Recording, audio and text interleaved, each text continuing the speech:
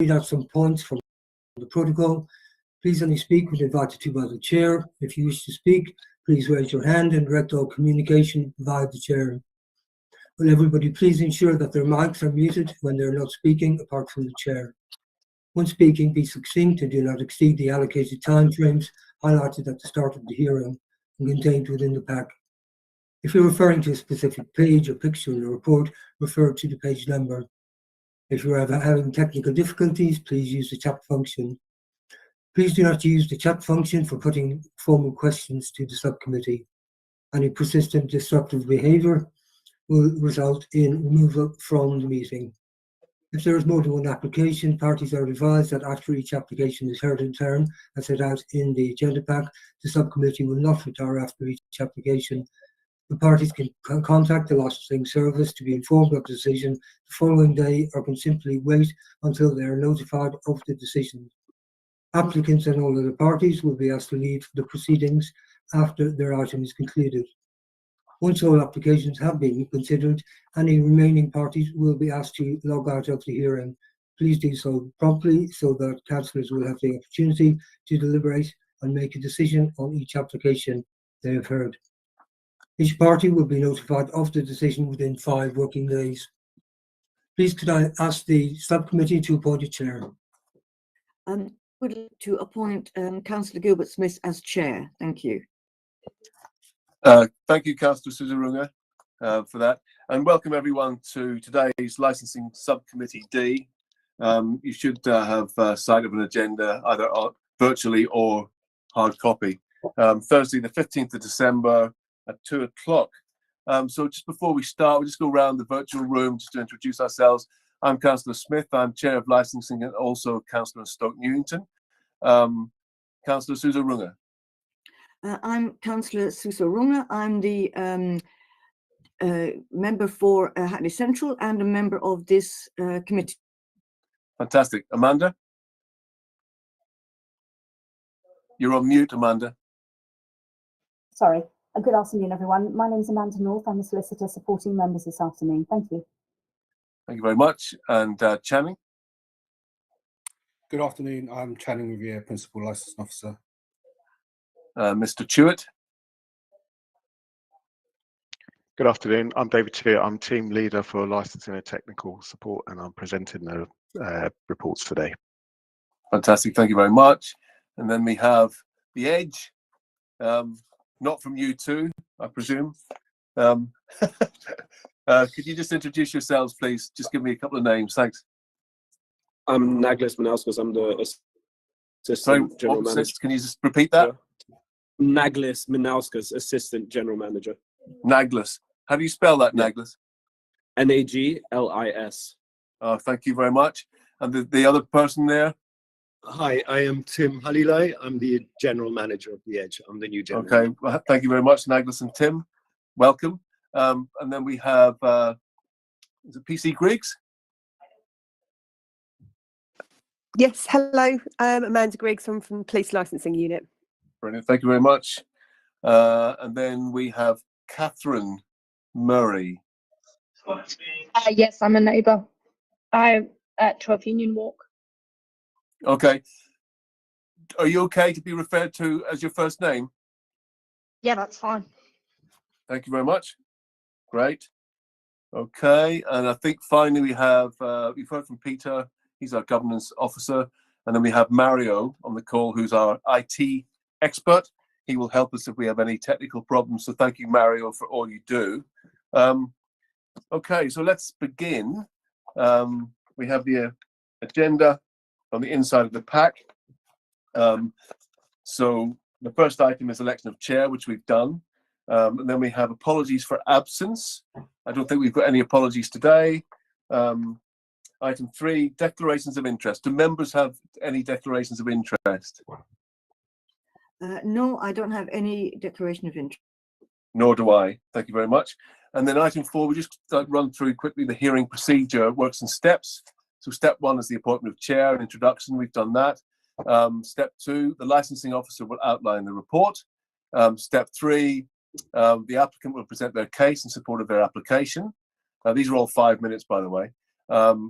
Step 4, responsible authorities will come in and highlight their reasons for objecting to the application.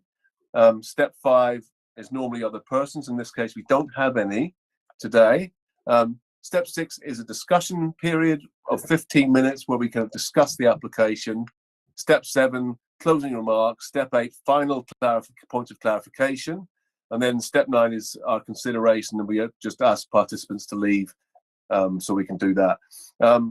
So yes, let's begin. So moving straight ahead to step 2, can the licensing officer please outline the report? Thank you, Chair. So members are asked to consider an application to vary an existing licence under Section 34 of the Licensing Act 2003. So within agenda item 5 at Appendix B is a copy of the application, and that is in respect of the Edge Shoreditch, which is at 23 to 24 Shoreditch High Street. As I say, it's an application to vary the existing licence. The details of the application are set out over pages 13 and 14 of the actual report itself within the agenda item. We received representations during this consultation period from the police, which is at Appendix B1, and the licensing authority, which is at Appendix B2. We set out in the report the policy considerations for you to take into consideration, one of which is that the premises is located within the Shoreditch Special Policy Area. And I can leave it there for now, Chair. Thank you. That's great. Thank you very much for that. I think that's fairly straightforward. Councillor Susan Runge, are you okay with that? Yeah? We can just move straight ahead. Yes, certainly. I have no points of clarification. Brilliant. That's great. Okay, so moving straight ahead to step 3, the applicant will now present their case, and I presume that will be Naglis and Tim. Is that correct? Yes. Brilliant. Okay, you've got 5 minutes. Hi. So we basically had a review from the Metropolitan Police at one point where they came and they done, as in the report, they came and done an inspection, and they saw a couple of things that we were doing incorrectly. That was partly on us due to management change. I was put into management, and now Tim's been brought on to management. Since then, we've revisited everything, and we've been in touch with the counselling and everything, trying to fix all these issues that we had before. This is why we are applying for a new license. We've recently held several temporary event notices. Can you just go through some of those issues? Can you just go through some of them issues, please? So it was, we had the music and entertainment playing in the outdoor area, which I did not read through the licensing as I took on the manager role, that we were not allowed to do. So she pointed that out. The other issue was capacity and things like that. So that's where we brought in risk assessment and fire risk assessment to reevaluate what our capacity could be. A small issue with the CCTV was recording 28 days, it had to be 31, so we fixed that. So we've been trying to check off everything from the checklist, and then during this period, the last 2 months, we've been holding temporary event notices to try out and see if we could handle what we want, and we could. I noticed in one of the reports, it said that Music Licensing Authority restricts external activity between 8 and 10 p.m. We were doing between 12 and 9:30 for the temporary event notices, and everything went absolutely fine. So that's what we're after. Can you just repeat that last bit there? That's why I brought on Tim, who's way more experienced than I am. To which one? Sorry, Naglis, I missed you. I lost you there. The connection went funny. Can you just repeat the last little bit of that, please? What, with the where it says licensing authority will normally restrict external areas Yeah, just that, between that 8 little a.m. bit. Yeah, and 10 I p.m. missed some of that. Yeah, so on our temporary event license, we applied from 12 to 9:30, and it was granted by both the Metropolitan Police and the Hackney Licensing for several days over the events between the 25th and 27th of November and 3rd and 6th of December. We held those events, and they went down the treat without any issues or anything like that. Plus, we done the noise impact risk assessment, which showed us that there's constant noise pollution due to the train in the background, which causes mass vibrations throughout our garden 24 hours. I have uploaded that both times for the temporary event notices and for this application when I filed for it. Okay. Amanda, you've got your hand up. Sorry, Chair. The question was answered. Sorry, accidentally. Sorry. Okay. Do you want to continue, Naglis, or are you finished? Or Tim, do you No, want to add anything? I think we're done. All we're after is obviously we want to make sure that we work with everyone very well together. We want to everyone to be happy. Let us know if there's anything that we can do more to get everything right and correct. Yeah. That's really pretty much okay, it. well, I think to that will all addition- happen. Sorry. That will happen during the discussion period, where we'll speak about all the different issues that we're concerned about. But if you've got anything further to say, you've got a minute left if you want to take it.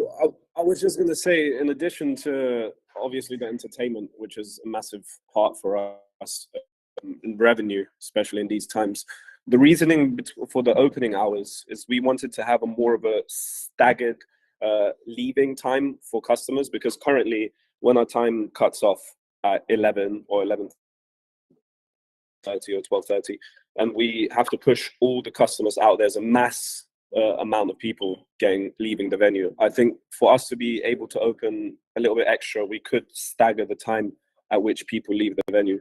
We're not necessarily asking to serve longer, we're asking to have the ability to let customers to leave. Okay, so that would be a dispersal policy, Naglis, and we may ask you to produce one of those. But Okay. we'll wait for that for the discussion. Is that you done now? Okay. Is it? Yes, that's all us done. Thank you. That's bang on 5 minutes. Brilliant. Okay, Councillor Suzarunga, obviously we've got the discussion phase coming up. Is there anything immediately that you would like to raise at this juncture? No, not at the moment, thank you. Okay, brilliant. Okay, so let's move on now to step 4, which is responsible authorities case. So if I could invite Channing to come in from the licensing team, please, on this one. Thank you. Thank you, Chair. You can see my representation at Appendix B2 of the report. Representation is mainly around the fact that it's based in our Shoreditch Special Policy Area and also relates to LP60 use of outdoor areas. We note in the application that they're seeking to have an additional 2 hours of opening time on a Thursday and additional hour on a Friday and Saturday for opening time, and an hour and a half on Thursday for the supply of alcohol, and an hour for Friday and Saturday. In section E of the application and also section F, which begins at page 14 of the report, they do make reference to a noise impact assessment report. Yeah. But we haven't seen this, Chair. I haven't seen it. So that's a point of concern. The application is to remove condition 33, which stops regulated entertainment taking place in external areas. So in order to sort of justify an application within our SPA to use the external area, we would really expect to see that report, or how the change in activity would not go towards undermining the licensing objectives within our SPA. Yeah. We also note that condition 30 specifies that 60 persons are allowed in the external area of the premises. So that's quite a significant amount of people to have. And we're not sure if sort of what's been proposed with regards to having signage, etc., is sufficient to mitigate any risk to the prevention of public nuisance licensing objective. And nothing further to add at this stage, Chair. Okay, great. Thank you for that. Yep, I've noted that condition 30 that you just mentioned. We can speak about that as well in the discussion phase. Okay, PC Griggs. Thank you. No, Chair, thank you very much. As Channing has said, the premises are in the Shoreditch SPA area, which is an area already saturated with licensed premises, coming along with the associated ASB, and more recently an increase in NOx sellers and people taking NOx. Our main concern is regarding outside area, as Channing's also alluded to. On the application, it seems to imply that they want the outside area to have the regulated entertainment up till 23:30 hours during the week and no 1:30 hours at weekends. Obviously, this is against a council policy that says only up to 10 p.m. and as for police concerns, far too late to be having that kind of noise outside. Again, this acoustic report that's been referred to in the application, police haven't seen that either. Regarding temporary event notices that they've had one from 12:30 to 9:30, which was fine. That was for football screenings, which is slightly different to having a DJ playing in the garden. So police, again, would like to see a bit more about what they intend to do in the garden, what sort of noise and what mitigation they've put in place there. And as you've said, a dispersal policy on how they're going to get these people to leave and not have an impact on the area at 1:30, 2 o'clock in the morning at weekends. There was an issue as well during a visit by police in October regarding the first floor and use of the first floor, whether there's permission for the first floor to be used or not, which is something that possibly needs to be spoken about as well. Right. Was that in your submission? I didn't read that. It was a part of the report in visit in October. I know that much. Okay. So possibly not. Thank you for raising that. We can talk about that. I can see your hands up, The Age. I can see that. We'll just wait for you to come in. Just keep that in the back of your mind. You can answer that later. Carry on, please. I haven't got anything else to add other than that. Thank you. Brilliant. Okay. So now we're going to move into the discussion period. This is 15 minutes. Councillor Susan Runger, do you want to kick this off? Thank you, Councillor Smith. Yes, going back to the noise impact assessment and the fact we have or have not received one. Can this be confirmed? And also, I'd like to ask a little bit more about noise limiter. If you could provide some more information in respect of that. Thank you. That's to you. Yeah, that's to The Edge. Thank you. Hi. Sorry. So in terms of the noise report, I have submitted it with all of my temporary event notices and with this notice. I have it with me, and I don't know how would be the best way for me to forward it to you guys. But I do have it all here. In terms of the noise limiters, all of the systems have a limiter on them, and there is no bypass. It's on and it's away from everyone up there. When they said there was a DJ station next to the garden door, he is stationed next to the garden door, but there's no speakers in his surrounding. It's just the DJ booth that is stationed there. The speakers are on the interior of the venue. In terms of speaking about the football that was played outside, it was part of controlled entertainment. That's what I'm aiming for. We're not aiming for having DJs blasting music outside. It's more of a background noise throughout the time that the customers spend at our venue. I'm not looking to hold parties outdoors. I just want something to kind of minimize the noise of the train that goes through.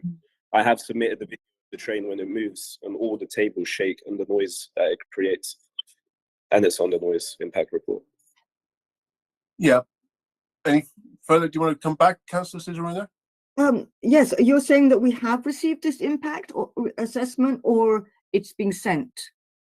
I've submitted it several times, and it has been looked over by Sean and by several others on your licensing team. It is on your shared mailbox. I have sent it. I have it here that I've right. Okay, thank you. Several times. Channing, can you confirm that the licensing team have seen this? Because obviously members haven't, because it's not in the pack. Chair, we haven't seen it. Excuse me. The applicant may have submitted it with their temporary event notice submissions, but it wasn't attached to the application for the variation. And I would suggest that if it was, it would be included in the reports pack as well. Yeah. if it had been circulated with the documents. So we haven't had the opportunity to see the noise impact assessment report. Yeah, I mean, Naglis and Tim, you know, we are considering this on the evidence before us at the moment, and because it's not in front of us, it creates a little bit of a problem. But let's carry on. Councillor Susarunga, do you have any more questions before I begin? Well, I just wanted to segue into, because it was mentioned as we were talking about the noise, in respect of what is happening outside. And you very kindly mentioned that there would be films and recorded activity. Could you explain a little bit more about that? What do you mean by the recorded activity? That would be helpful, because that's a bit of a general term. Thank you. So we have screens that we used to play the football. So what I'm asking for is when there is an event like the World Cup, which is passing now, we'd like the ability to be able to pull down the screen, play the event, and then stop. There will not be any movies or anything like that shown. Yeah, it's just for the football events, things like that. Thank But you. it does say, you do say in your submission, pre-recorded material, TV screen, videos. You mentioned videos. I was you mentioned the news, and you mentioned sport. So while filling out the application, I had help from a council member, Sean Uther-Sangar, who assisted me in filling out the application after I explained to him what I am after. Yeah. Mr. Chewett, you've got your hand up. You're on mute, David. Apologies. I can see that the license already authorises films, exhibition of films, but things like football, live broadcasts, etc., boxing, those activities are exempt from licensing. Yeah. So you know, it's Yeah. already licensed, or films are already authorised, and Yeah, sports, yeah. live sports exempt. Excellent. Councillor Susarunga, does that help you there? No, that's helpful, Miss. I'm done for just now. Thank you. So I would like you just to kind of just talk a little bit about this garden area at the back. We've got the map here in front of us that you provided. Thank you for that. Page 22 in the hard copy. There's a few little bits about this that I don't quite get. This area here, can you tell us what that area there is? There's your bar and barbecue area there. And this area here, can you tell us?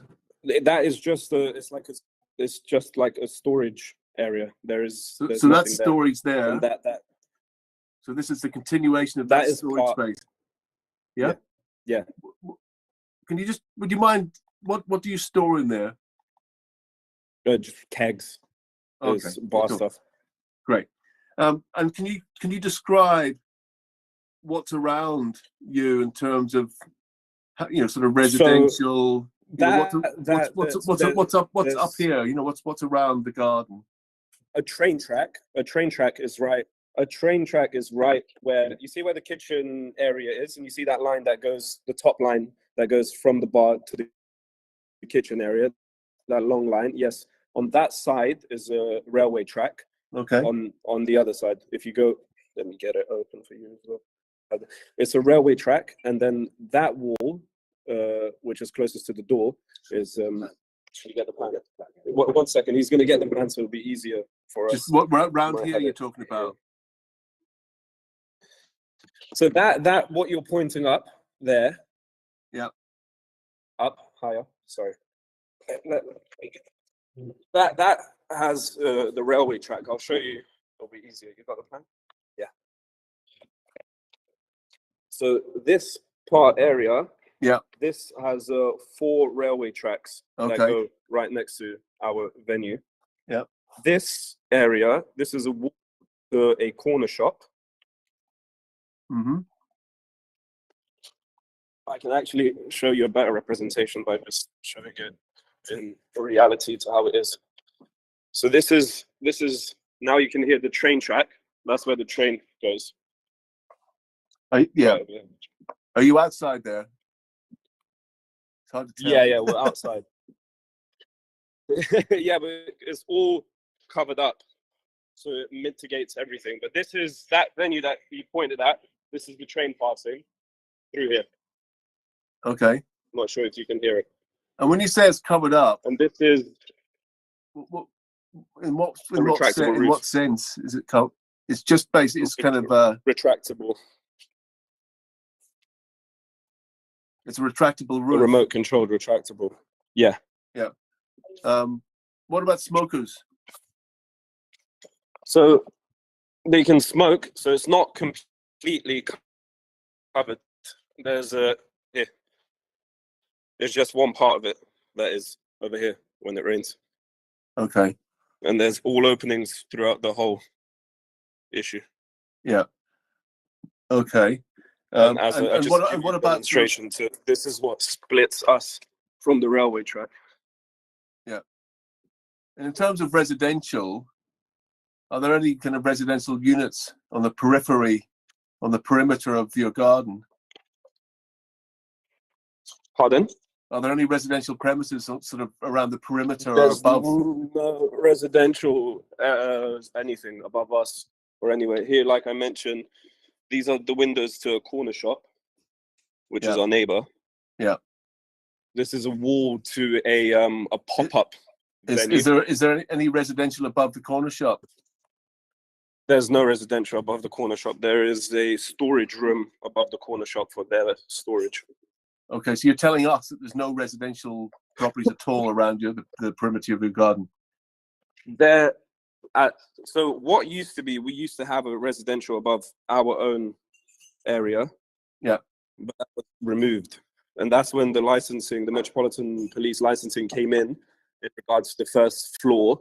And they saw that there was, we were converting the area into a bar. But we haven't had applied for the application yet due to the bar not being finished.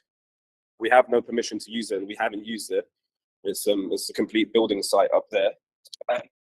So what we were trying to do is make like a function room, but we've not gone any further. Well, look, thank you very much for that tour, Nagnus.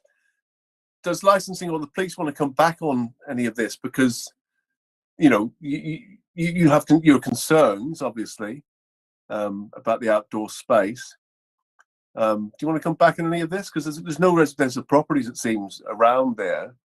So in terms of, you know, nuisance, it might be minimal. Do you want to just come back on that point? Chair, excuse me, Chair, I would add that even though they might not be residential premises right now, there is what appears to be flats just a few doors down being constructed. So potentially the impact on those neighbours may be, you know, may undermine the licensing objective for prevention of public nuisance. But I would also add that just going back to what the applicant said about background music in the external area, if the music is designed to sort of mitigate the noise of the trains, then I'm not so sure about the suggestion that can be background music. And just touching on what was mentioned with regards to the sort of hard closing of the premises, where everyone was basically shoved out, as the applicant said. Firstly, the applicant can sort of instruct people that the premises is closing and get them to disperse gradually before the license is up. But it would have been helpful as well if some kind of dispersal policy had been produced. But again, you don't need the variation of the license to make sure everyone leaves gradually. That's something that the manager of the premises could have been doing prior to the submission of the variation application. Are you concerned about smokers out there at all? Do we need to limit the number of smokers?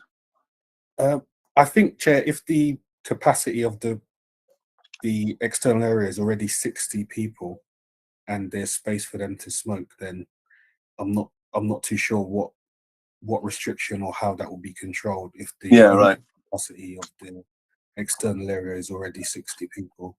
And they do have a condition for the front of the premises which limits it to 8 people for smokers. Okay. the rear external area, I'm not sure that needs smoking condition. Thank you for that, Channing. PC Griggs.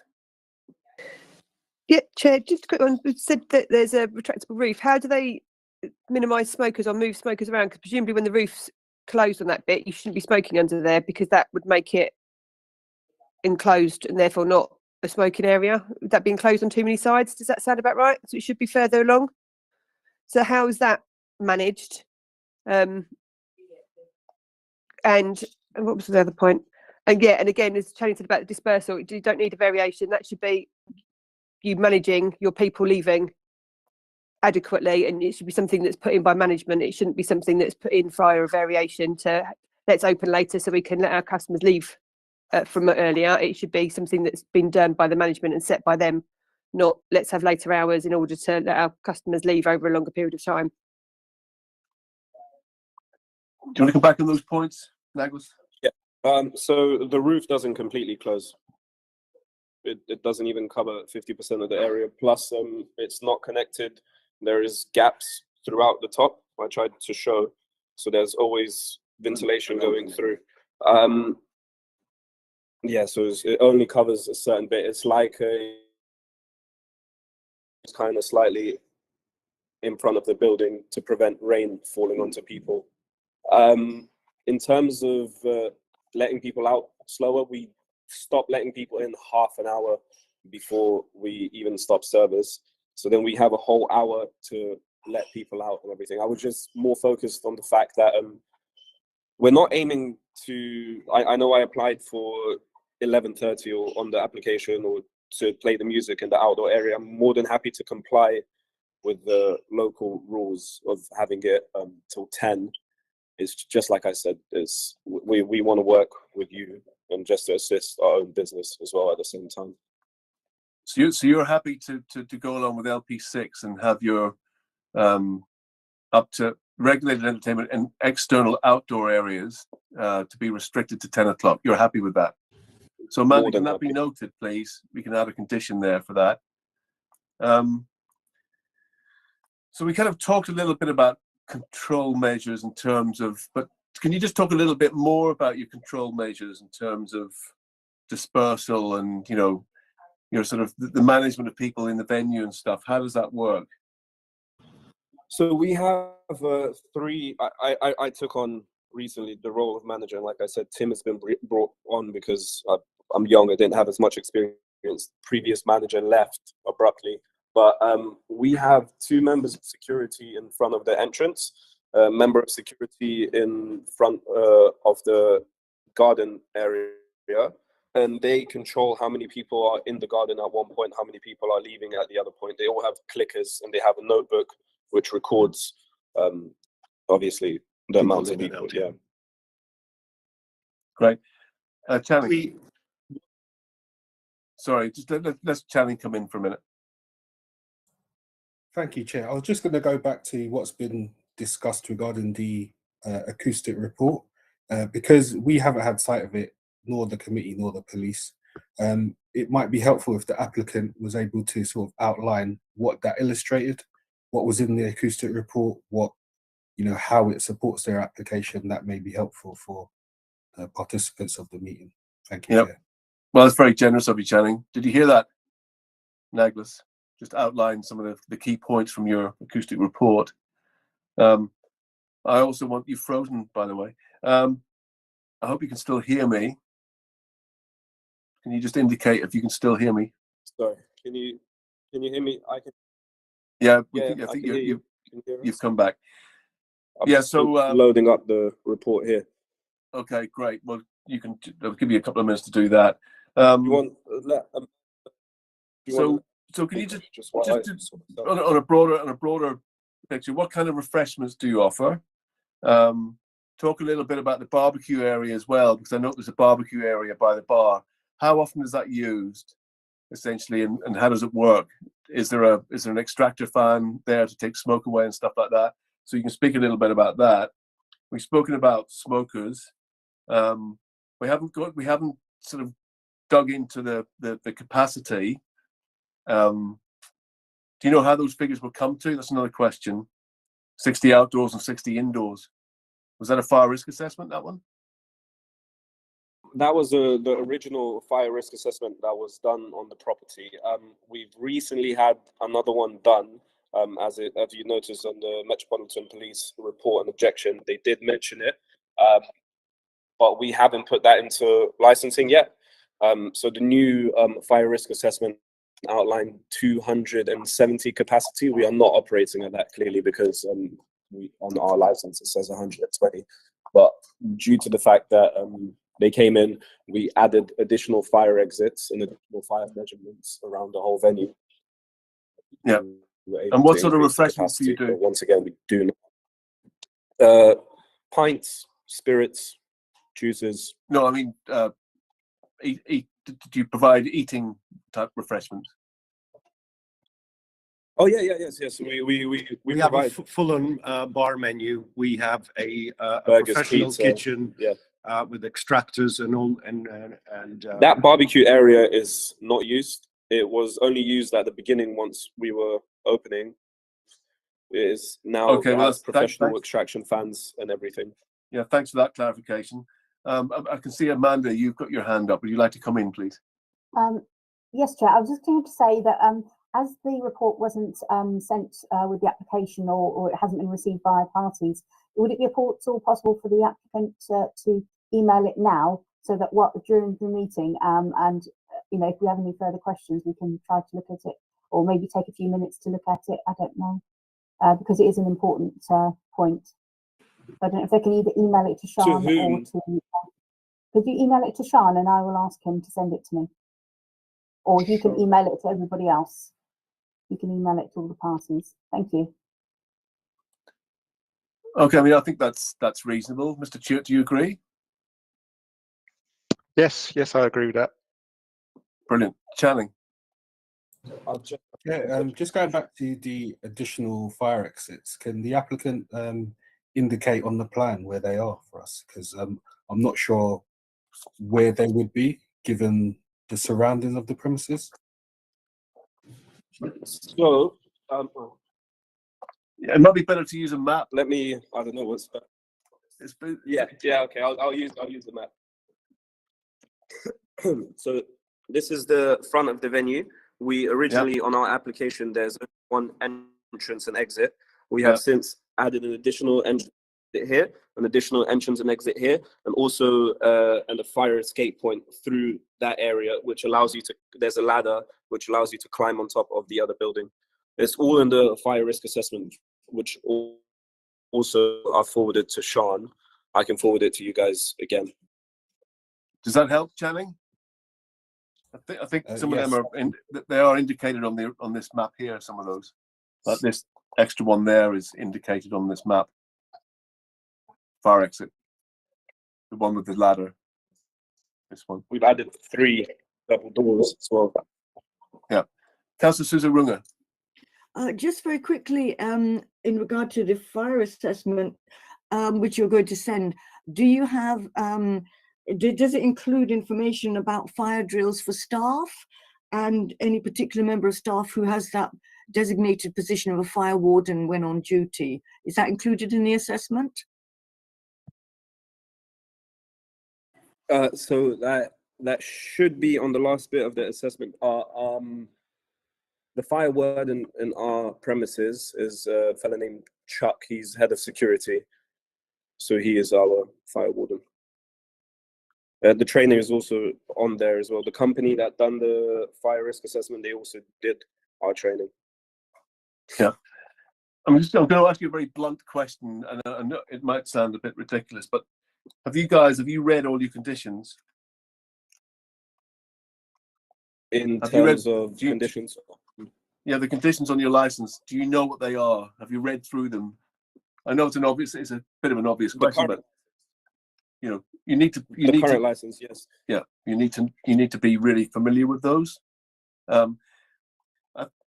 think we need to kind of get to the issue we had the original visit where I wasn't familiar with it. Yeah, Channing. Thank you, Chair. Just going back to the fire escapes, on the drawing, The rear fire escape, it is labelled as this is not a fire escape. So I would just suggest that if the committee is minded to grant the license, they submit the applicant submits a revised drawing, a revised plan of the premises. Right. Yeah, you're dead right there. This is not a fire escape. Well, thank you for drawing our attention to that. Why is that on the plan then, Naglus? Why does it say that? This is when you just said it was a fire escape, and it's. As I mentioned, that plan is not updated since we've had our fire assessment done on the 3rd of August recently, and this is when we've installed the new fire exits and we've reactivated that fire exit. The reasoning for that not being a fire exit previously is because it was that the ladder that is connected the building for Network Rail, so we needed to get permission from Network Rail before having the ability to use their ladder. Yep. So thank you for that. Amanda, can I just ask you a question? I'm sensing that we just don't have enough information. Yes, I've emailed Sean just now to ask him to circulate the information, which I'm hoping the applicant has sent to him. But I think what we will need to do is to maybe ask for 5 or 10 minutes for everyone to have a look at it. Would that be reasonable, or do you think that that's not sufficient time? I think it's probably enough time to just flick through it to find out the what they say. So yeah, I kind of think that's okay. Okay. I mean, Channing, you have sort of raised the few alarm bells in, I think, both Councillor Sousa Runga and myself in regards to the fire issue and the fire escape issues. So I'm a little bit concerned about those. So I kind of, I don't know. What do you think, Councillor Sousa Runga? Are you concerned about the fire escape issue? I am a little bit, because You've gone on mute again. sorry, I wasn't on mute and then I put myself on mute. Apologies. I am a little bit concerned because that is really, really important issue for a public venue. Yeah, likewise. Amanda. Yes, Chair. I was just going to say that if, for example, members are not satisfied with the issue about the capacity and fire risk issues, we could, if you were minded to grant, subject to your decision, we could put it as a condition for the capacity and fire risk issues to be agreed with both the licensing authority and environmental protection, so that could be checked properly rather than in a rush if you don't want to sort of make a final decision on that now. Yeah, that's a good idea. Thank you for that. Naglus and Tim, want to come back in? We've not applied for an increase of capacity. We've only done the fire risk assessment, which provided us with an assessment that we can operate at a certain capacity, but we've not put in an application to the council to apply for an increase of capacity. Okay. Chair, I think the point I think that the applicant isn't aware of, which maybe needs to be clarified, is that we can consider the capacity when they make an application, whether it's included in the application or not. And we're not suggesting that you necessarily increase it. We're just assessing, because it is quite a large number, 60 already. So to assess whether or not that should stay at 60, or whether members have the discretion if they want to decide to reduce it or increase it or whatever, but they need to have that right to consider it. Okay.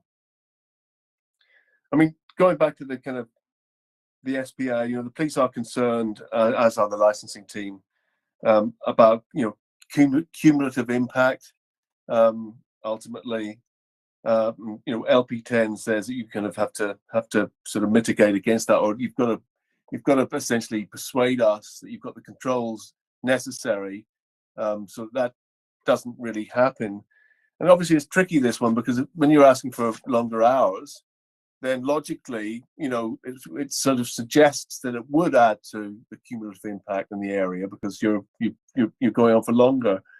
So just on the hours, can you just talk about why you want to extend them to 1:30 on a Thursday, Friday, Saturday? I mean, for economic reasons, we get that, But you have to also realize that you are in an SPA, and you have to try and also think about things from our perspective, because we have to make sure that we're not adding to the problem. And we know all the problems down in Shoreditch already, and we've only got so much resource to kind of deal with crime and disorder and all the rest of it. So let's talk about the hours. I suppose, are you willing to negotiate them down a little bit? For example, are you flexible around the hours? Because the hours are kind of, the outdoor space is one thing, but the hours is another.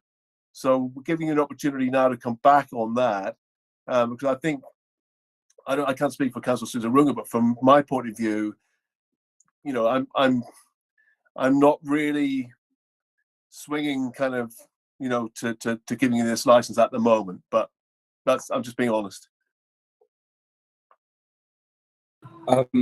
As you mentioned, the main reasoning behind the hours is completely economical.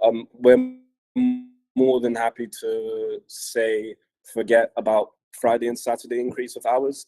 We would like to try to increase Thursday opening hours, but we're not too fussed about Friday and Saturday. We weren't looking to keep it open all the time at those hours.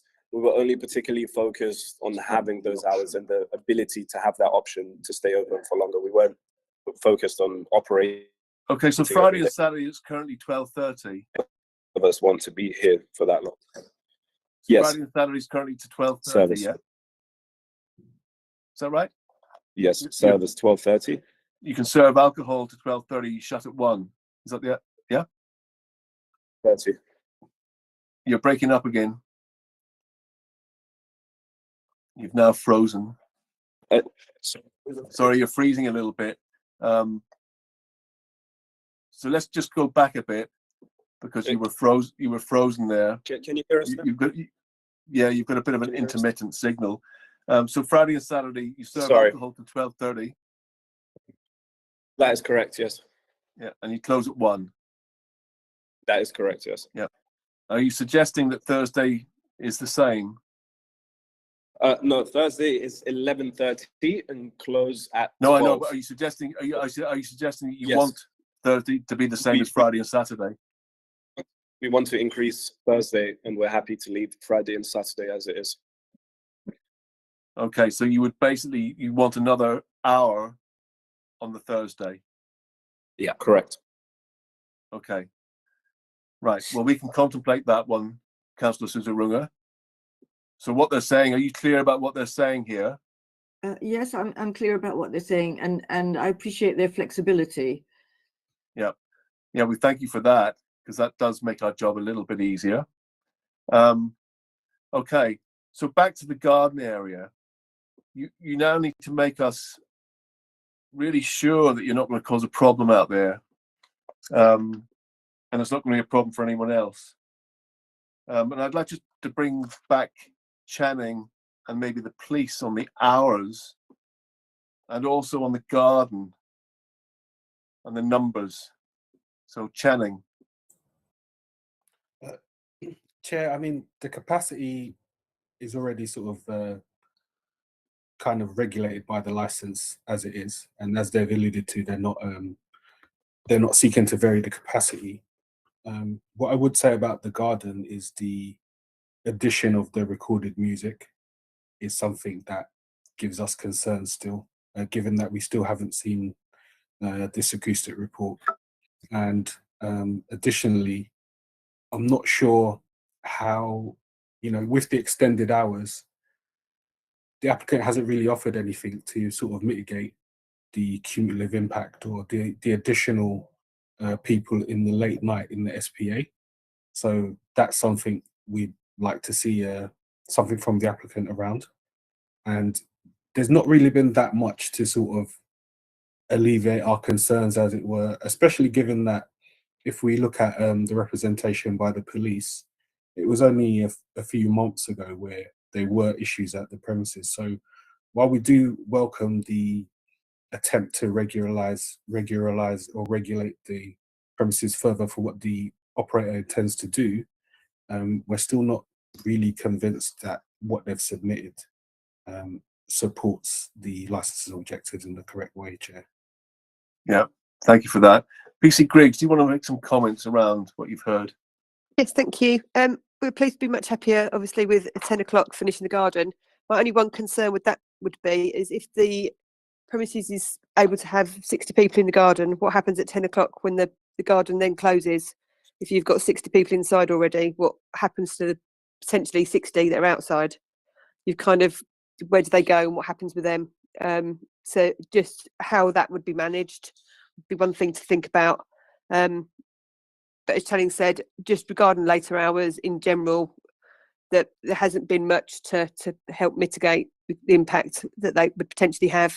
But so just that extra hour that they're now saying, because obviously they don't want to go to 1:30 yeah, anymore. that's much obviously much better than what they were originally asking for in the application.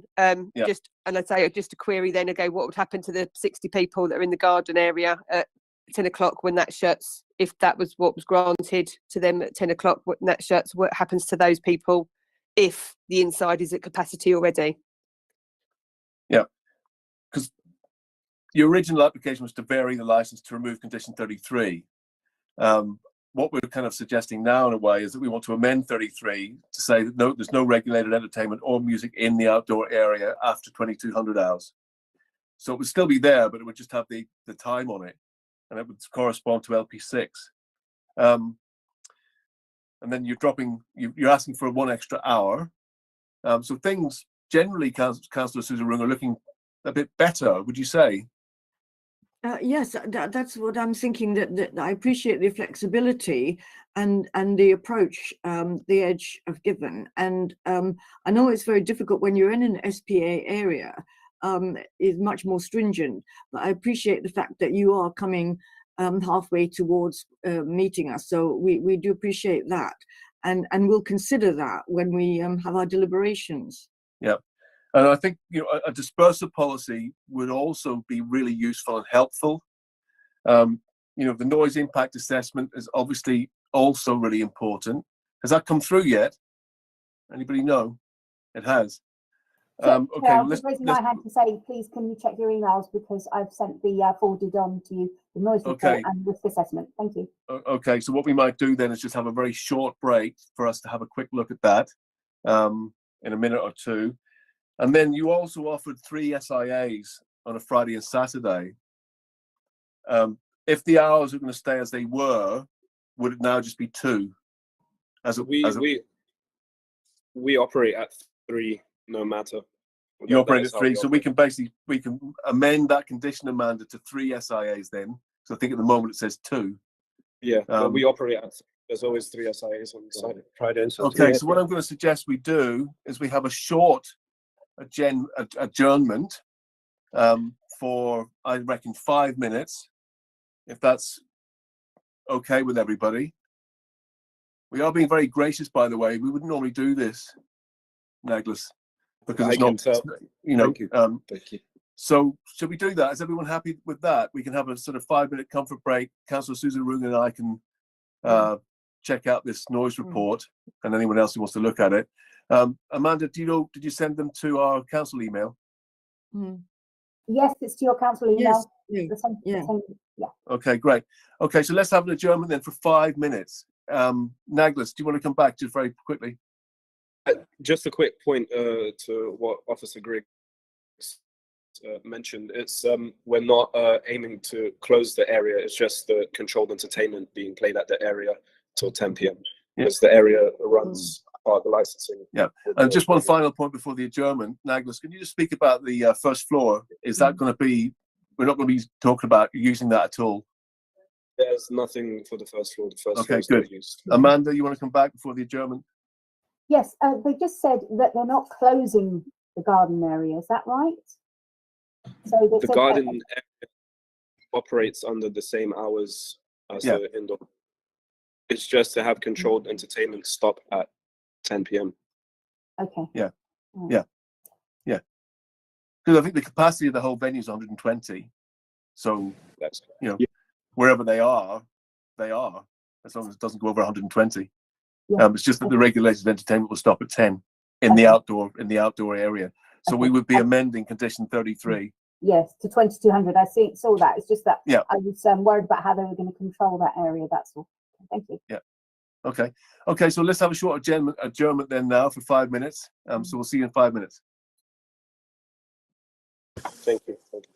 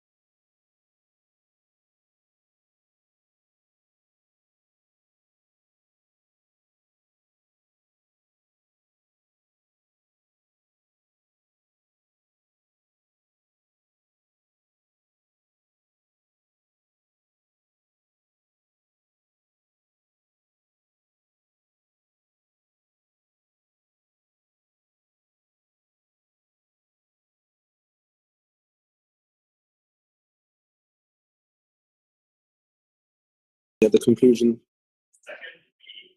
you want to read it out? Yeah. Let me see it.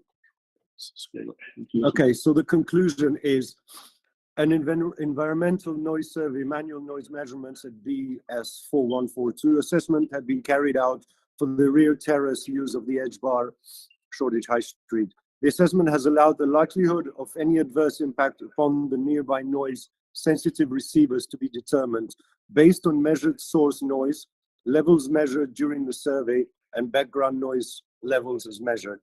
Additional assessment is undertaken according to IEMA guidelines for environmental noise impact assessment. Current calculations have shown that noise emissions of the terrace would be indicative of a low likelihood of adverse impact on nearby receivers. Can I just stop you there, please? Sure. Tim, was this done when you were playing stuff through the noise limiter? No. There was no music playing in the background. Oh, so this is was just to done do after with. the visit. Okay, This so, is a so 24 in some ways it's not kind of relevant then in a way. No, but the issue is with that. So when we had the visit from the Metropolitan Police, and they told us that there will be they said they might send in a noise. I forgot what she called the sector noise pollution officer. Yeah, and then we volunteered to do one ourselves and to show that with us playing music, it will have no adverse effects on anything due to the train that is constantly running every 4 to 7 minutes, and it causes noise pollution either way. So this assessment kind of points out what is the highest. I think we're getting drawn down a bit of a rabbit hole here. Actually, in actual fact, you know, I think I'm kind of happy, really, Susan Runga, with this because with the regulated entertainment factor, you know, it's fine, and they said they're going to stop it at 10 o'clock, so that's cool. I think that's okay. Yeah, yes, I would agree with that, Councillor Yeah. Smith. Okay, so let's move on. I think we've got somewhere with this. So I think we'll just move off the discussion period now. So thank you everyone for your patience. And we'll move into closing remarks. So if I could just sum up what's happened here. We're talking now, Channing and PC Griggs, about amending condition 33 to LP6. So the time restriction out there for regulated entertainment would stop at 10 in the outdoor space. We've also talked about the hours. So they want 1 extra hour on a Thursday now. And they will be having another amended condition of 3 SIAs on a Friday and Saturday as well. So that should be amended on their conditions. So yeah, just come back, Channing, with your closing remarks based upon what's happened. Thank you, Chair. We welcome the idea that they'd restrict the regulated entertainment to 10 p.m. in the outdoor area, and only seeking to extend the Thursday by 1 hour and the additional SIA. Bearing in mind, we would still like to see a formal written dispersal policy. Yeah. So if the committee are minded to grant an application, we'd ask that a condition requiring them to that is included. Yeah. And also that this noise report, which unfortunately we haven't seen yet, even though I understand it's been circulated, if there was some kind of maybe condition or requirement of the operator just to make sure that that's refreshed on an annual basis, just in agreement with our environmental protection team or something like that, that may go some way to promote the prevention of public nuisance licensing objectives. So just to say that again, Channing, to refresh the noise report, impact assessment every year. Yeah, or if they, let's say if they have noise limiters, etc., then their acoustic certificate should be refreshed every year. So if the committee are minded to grant the application, then we'd ask that that be a requirement as well. Nothing further to add, Chair. Okay, does that sound acceptable to you guys? Excellent, just nod, that's fine. Okay, PC Griggs, do you want to come back now with your comments based on where we're at? Can I just say ditto to whatever Channing said? Pretty much, yeah. Again, dispersal policy, and actually written dispersal policy would be useful. Obviously, much happier with the hours, and the reduced hours for the regulated entertainment in the garden. Yeah, and as Channing said, a written dispersal policy, and obviously keeping that acoustic report up to date with the relevant authorities. Yeah, fantastic. Okay, well, that's great. And this is an opportunity now, Councillor Suzarunga, for any point of final clarification that you'd like to make? No, I just in agreement with what's been said, and just to thank them for their very reasonable response, and also for the going over and above by doing a tour of the building. So thank you very much. Amanda?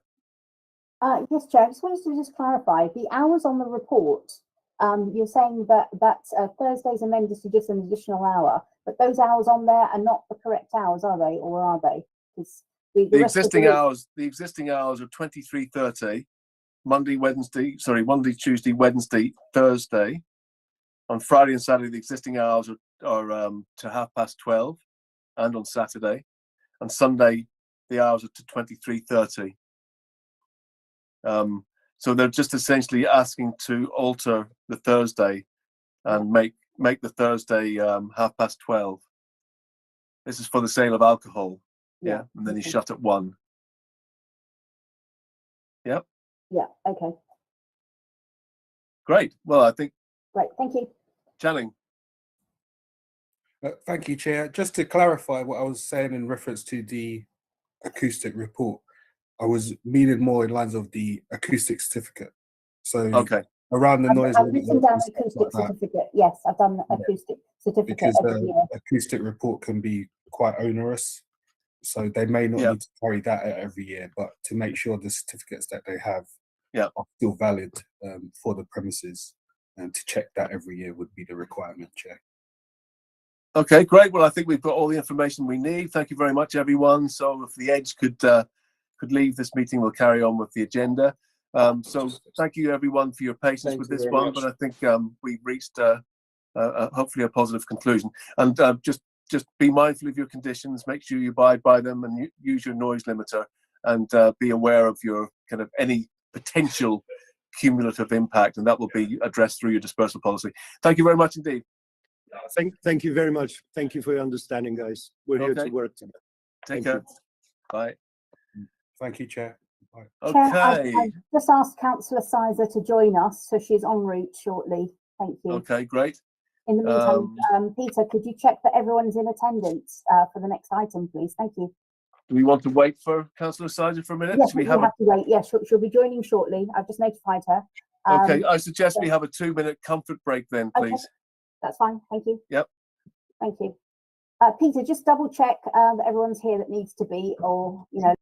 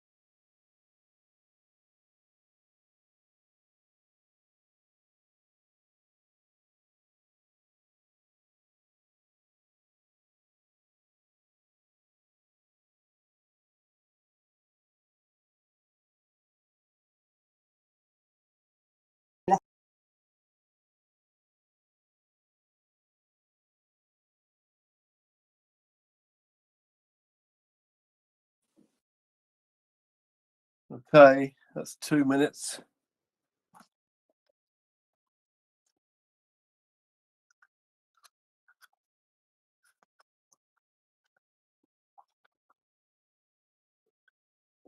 Right then, is everyone back?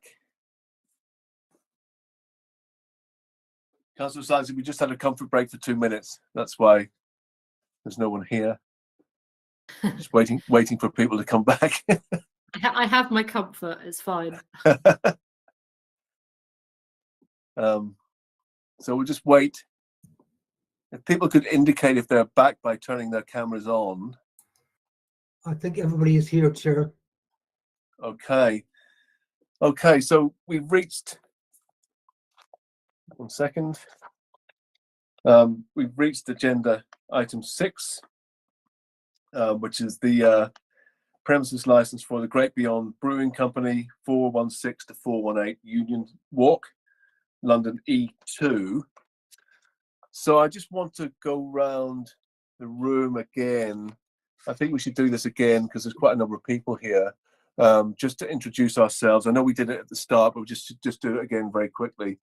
So I'm Councillor Smith. I'm a Councillor Stoke Newington Ward and also licensing chair.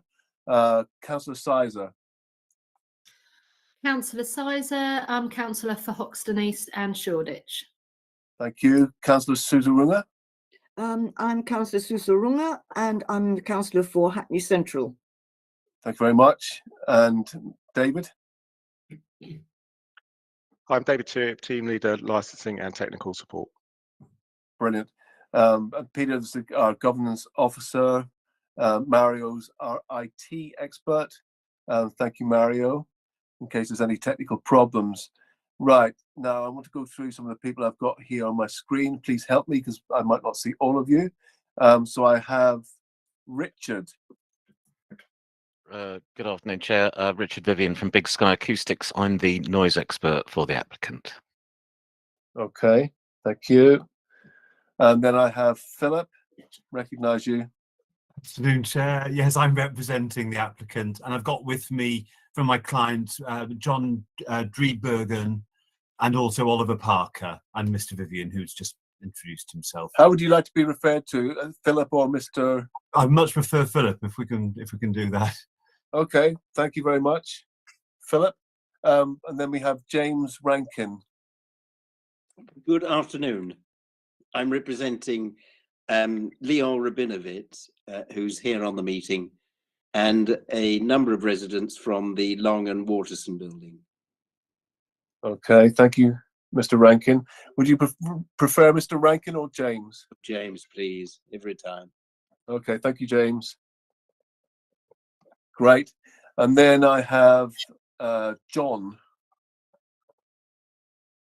Hi, I'm John. I'm a co-founder and director of Great Beyond Brewing Company. Thanks for having me today. Okay, thank you. And is it Tam or Tame? You're on mute. Yes, hi, my name is Shen. Tom is the surname. I'm the owner of flat 17 that is just like 10 meters away from the brewery. So how do you spell your name? Is it Shim? Yes, yeah. S-H-I-M? Yeah. Okay. Phonetic spelling there, I presume. And then we have Oliver. Yes, hi, I'm co-founder and director also of Great Beyond Brewing Company. Thanks for having us. Okay, Oliver. And then I have Leor. Yeah, hi. I'm a resident in 1 Long Street and represented by James. Okay. And then finally on my screen, I have Catherine. Yes, I'm at 12 Union Walk, so I'm the neighbour. Catherine, do you want to speak or is James speaking on your behalf as well? No, I'm not represented by James. I'm for the brew. Okay, great. Thank you. Okay, so I think we've got members. I think we're with it. We've got the picture of everyone. Yeah, we know who everyone is and all the rest of it. Okay, would you like me to go through the hearing procedure again? Or are you all happy with that? We did it at the start. I can do it again. Everyone happy? Okay. Okay, so if I can invite the licensing officer, please, to outline the report. Thank you very much. 5 minutes. Thank you, Chair. The application is in today's agenda, item 6. This is an application for a new premises license in respect of Great Beyond Brewing Company, Railway Arches 416 to 418. During the consultation period, we received representations from Environmental Protection and from other persons. All of those have been appended to the report today. The licensing service also received some points of clarification, but did not make a representation. Additional submissions have been received, made on behalf of the applicant and on behalf of other persons. These have been circulated and are available. I shall leave it there for now, Chair. Thank you. Okay, great. Thank you very much. And Philip, if you could come in and represent the applicant's case, please. Thank you. Thank you very much. I need to sneak. Thank you. I think I've got 5 minutes. Is that right? Yes. Thank you. I'll start now. So I am aware that you sat on my client's last application. Yeah. Since then, my client has changed both its advisory team and its approach. First, it's fully consulted and worked with local residents before and during the application process, including through an open evening, meetings and correspondence. Secondly, it's worked with responsible authorities to formulate a set of conditions which satisfies them that the operation is without harm to the licensing objectives, and has further modified the conditions to take account of representations from residents. The product is tab 2 of our bundle, which has 43 detailed conditions. Thirdly, it's run a number of temporary events, so everybody has had the chance to observe and test the proposal. We believe the events have been successful, even when operated at full capacity. And fourthly, it's hired an independent noise expert, Mr. Vivian, to advise, and his report is before you, and again, positive. Crucially, the operating model has been thought through very carefully to ensure no harm to the objectives, and it's been further modulated during the consultation process. So, for example, there's use of one part of one arch only. The capacity is restricted. There's no regulated entertainment or late night refreshment. Oh, can I just stop you there just very briefly? Sorry. Yes. Is that Arch 416 you're referring to? It's the one on the left. Is that 416? Yeah. Yeah. Thank you for that clarification. Thank you. Thank you. The hours are well within core hours. There are no licensable activities or alcohol consumption in the front or rear yards or elsewhere in the building, so no beer garden. No use of the rear yard at all for anything. No deliveries, no servicing, no waste, nothing. And all of that's fully set out in our evidence. The upshot of that is threefold. Firstly, the responsible authorities who were dissatisfied on the last occasion are satisfied on this occasion. The objective says that the authorities' objections were the primary reason for refusal last time round. We'd agree with that.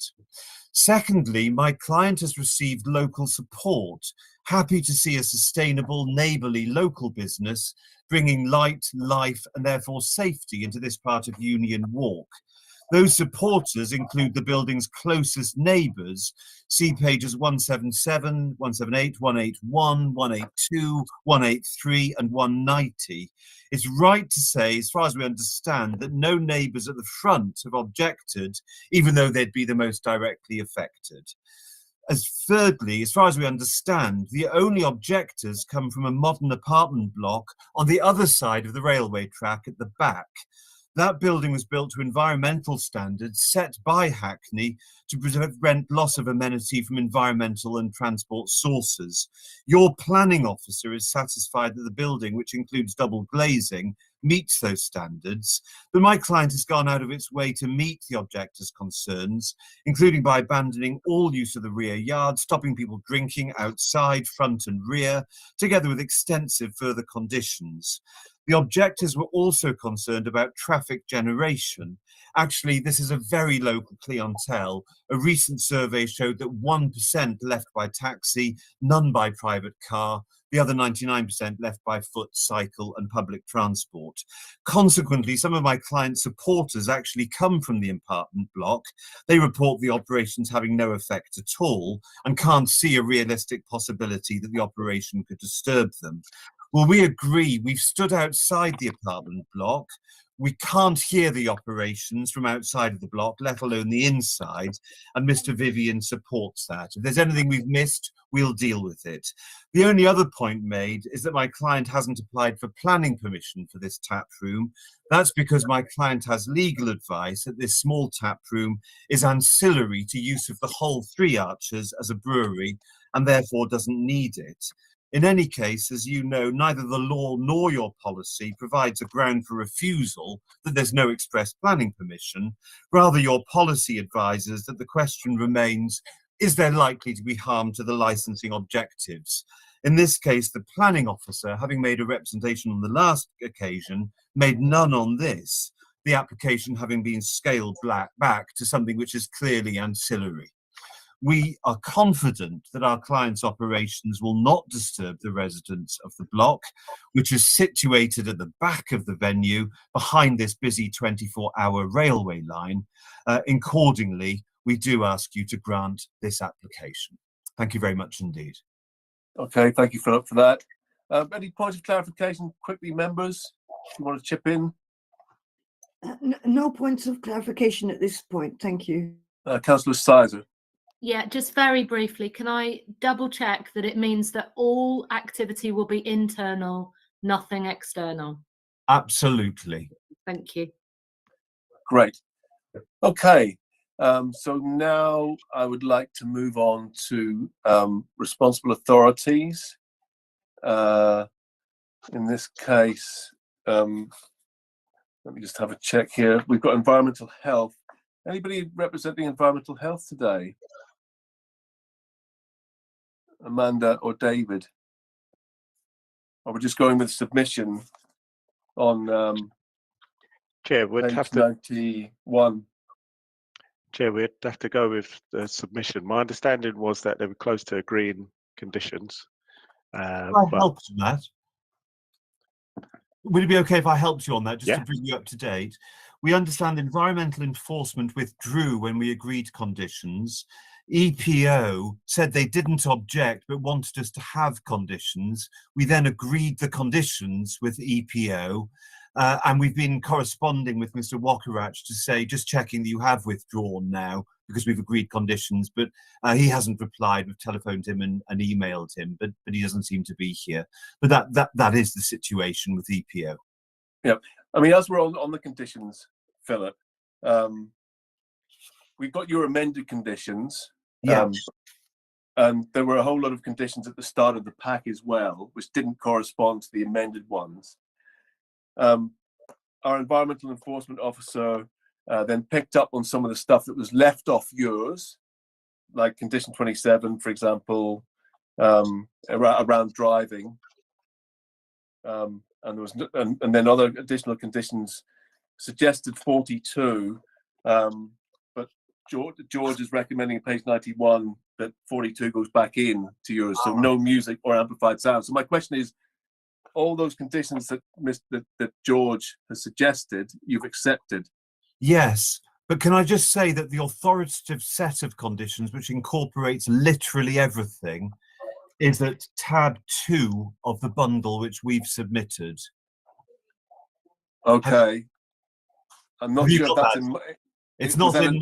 Was that a supplementary document to the main pack? We sent it in, and we were told by Shan that it was to be distributed to the licensing subcommittee. Okay. Chair, I think it's the additional documents that were in the email. You know, the email. Okay, great. Thank you for that. There were some additional documents there, and I think that would include it. Brilliant. Brilliant. Yeah, it's an email. Yeah, that's great. Thank you very much. To be sure about that, there were sort of 9 documents in there covered by a skeleton argument. But the second document, we worked really hard to make sure that every agreed condition is in that document. Okay. And that precedes the one in your agenda papers. That's great. And that includes the capacity increase to 74. Is that right? It does, yeah. From 66. Yeah. Okay. Right. Let's move on then. So basically, we're looking at environmental health. We're reassured members that those conditions have been accepted that were suggested by George. And now we have other persons to come in. James, you're representing the residents. So I want to start with you, and then Catherine will bring you in later. In regards to the noise person, Richard, at some point, Philip, just guide me on this, and maybe Amanda. When should we bring Richard in to talk about noise? Well, I'd kind of understood that we had 5 minutes, and I was rather trying to sweep up Richard in those 5 minutes. His report is at tab 9 of the bundle. Okay. If you'd like to hear from him briefly, I obviously I'm happy for that to happen, but I don't need Richard to add to his report if there's nothing more you want to hear from him. Okay, well, maybe we'll just hear from Richard now for a couple of minutes. Sure. You just want to come in and just talk about noise and the building, Richard, and specifically there was double glazing mentioned for the 2-meter high windows in the last application, and we did talk about like an acoustic, the doors, an acoustic lobby and things like this were mentioned in the last hearing. So yeah, off you go. Just start on your sort of findings. Just yeah, thank you, and your recommendations. Okay, well, first of all, the site's a railway arch, so substantial masonry construction, and obviously on top of the railway arch is a railway line, so there's quite a high noise when this train passes. What that means is that any residential development that's happened since the overground line has been there has taken that into account. So all residential developments in the area, including the one where the objectors are living, have taken into account the high noise levels from the railway line and a full protection to the residents through glazing, through alternative means of ventilation. The use itself is very low impact. It's well within core hours. There's no regulated entertainment occurring in the premises, and the capacity is relatively small. And it's not, and it's a craft brewery tap room, so it's not like maybe a cinema where there's a sort of surge of people arriving for a screening time and then leaving at the end. It's a gradual arrival and departure of patrons through the evening. Yeah. I've been to the site, I've assessed the noise breakout to the rear, and each one of the arches is effectively sealed at the rear. There are doors, but they're closed, they're not open during trading. And as I say, there's no regulated entertainment in there. There's background music provided on a small Sonos speaker, the sort of thing you might have in your kitchen on the sideboard.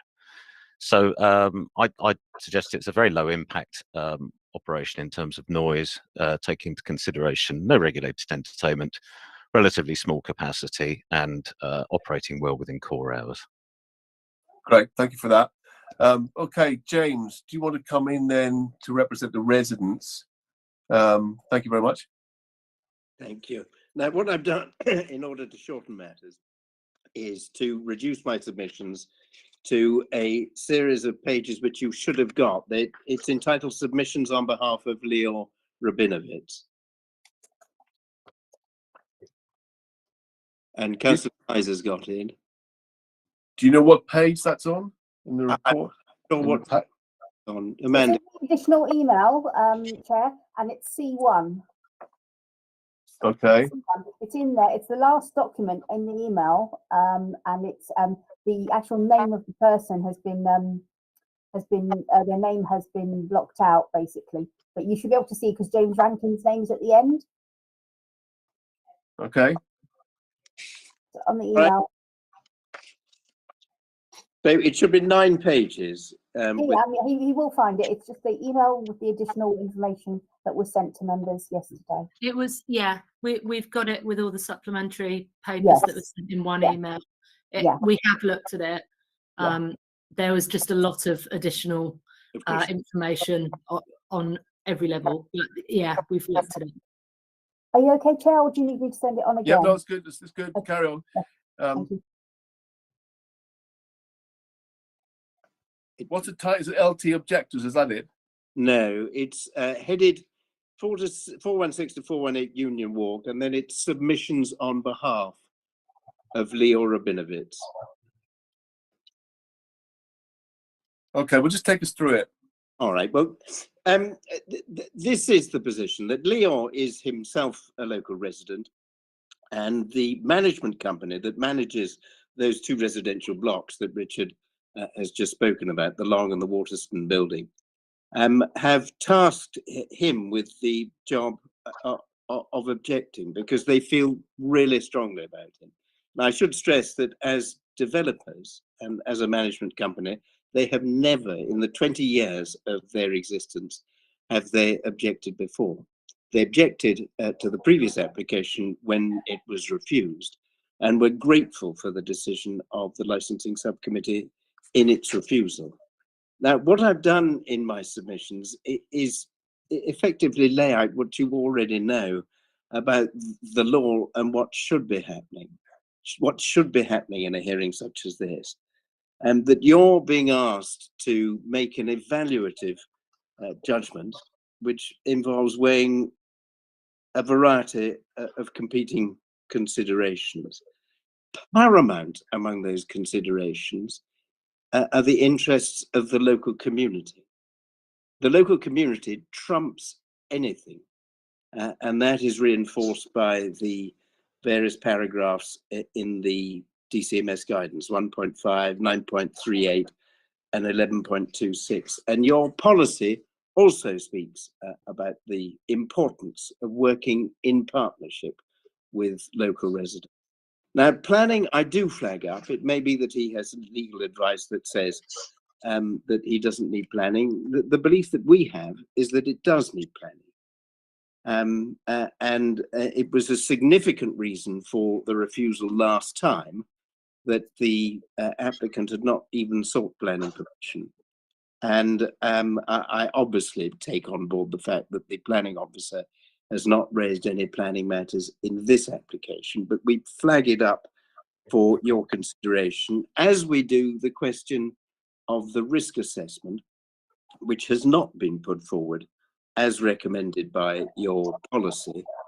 And the paragraphs 2.13 and 2.15 of your policy I've laid out in my submissions, indicating just what you expected to see in a risk assessment.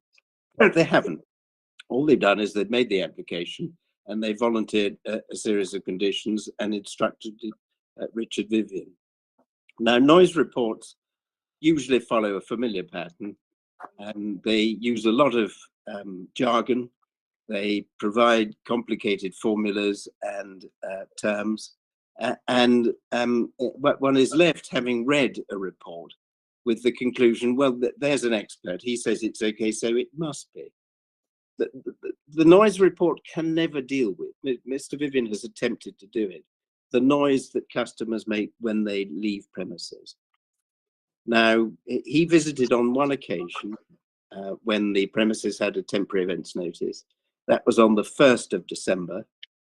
And the capacity of the premises at that stage was only 30 with the temporary events notice. We're not told whether Richard stayed until the end, and we're not told how he monitored the behavior of customers leaving. A temporary events notice is not an indicator of how things happen in the real world. It's a snapshot of what happened on one evening, and doesn't replicate what happens with a set of premises that have been open 7 days a week.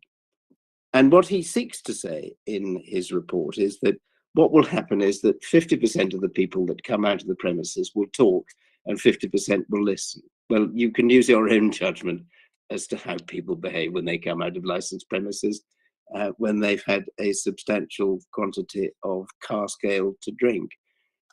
It's very rarely a position with 50% of the people saying something and 50% listening. It's generally people shouting. And that is the concern of the residents. Now, insofar as the hours are concerned, what they've done is that the applicant has said, well, look, I worked at 4 Pure Brewery and Meantime Brewing, and they've given those as examples of what he attempts to replicate in this location. omitting to tell you that those sites are on industrial parks away from residential development, and they have terminal hours which are far fewer than the hours that they're seeking. And I've set out the terminal hours for those two premises at paragraph 16. Now, what we say is this: we would like you to refuse this application in its entirety. We would ask you to restrict the hours to take into account the concerns of the residents. And the hours that we would invite you to restrict it to would be, and we acknowledge the fact that the applicant has already reduced the opening hours of the premises for the sale of alcohol to 1600 hours, 4 o'clock, Monday through to Friday.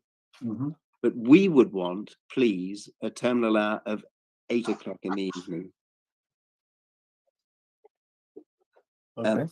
Said, well, we will open for the sale of alcohol at 12 midday on Saturday, but they want 11 o'clock. We say no, 8 o'clock properly reflects a balance.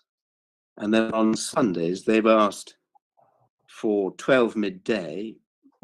We are content with that, but they want a terminal hour of 2100 hours, which we're not content with. We say, please, could you impose 1900 hours? The point about these hours is that there are many residents that have young families, young children, who should be in bed at the time that these premises want to be opening late. And we would wish to protect them.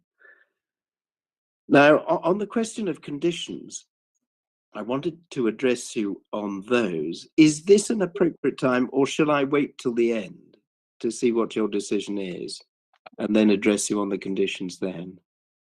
Well, we'll be deliberating our decision, James. Okay. Well, then it's probably best that I just draw your attention to the amended conditions.